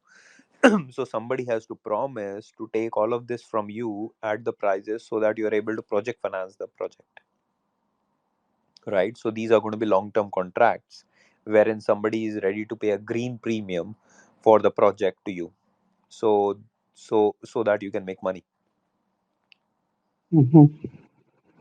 Okay. So, I mean, you don't see these capital equipment suppliers who is going to initially supply to these people who are investing such large sum, because would they be not making the money, because they would be initially selling it at higher cost till the costs come down, till they can, till the manufacturer can negotiate a lesser cost. No, no, no, that's not how it'll work. I don't think so. Okay, Thanks, thank you. Magic. I think we are done with the questions for the day. And before coming to Mohit for conclusion, so Dr. Ram, quickly, you had some limited inputs in between. So If something to your mind, you can quickly keep your views in 30 seconds or so, so that we go to Mohit for concluding the session. It's already 10:30 over. Yeah, Prince, it's very wonderful session. Especially, I think Mohit sir has done so much deep research in green hydrogen space, and that's wonderful session. And if Mohit sir is busy, we can continue if any people's queries are there. That's it from my side. Thanks, Ram. So, Mohit, I mean, any concluding remarks on your part? I would say it is not something that is a easy thing. There may be a lot of hype around it. It doesn't mean that there is clear way to make money.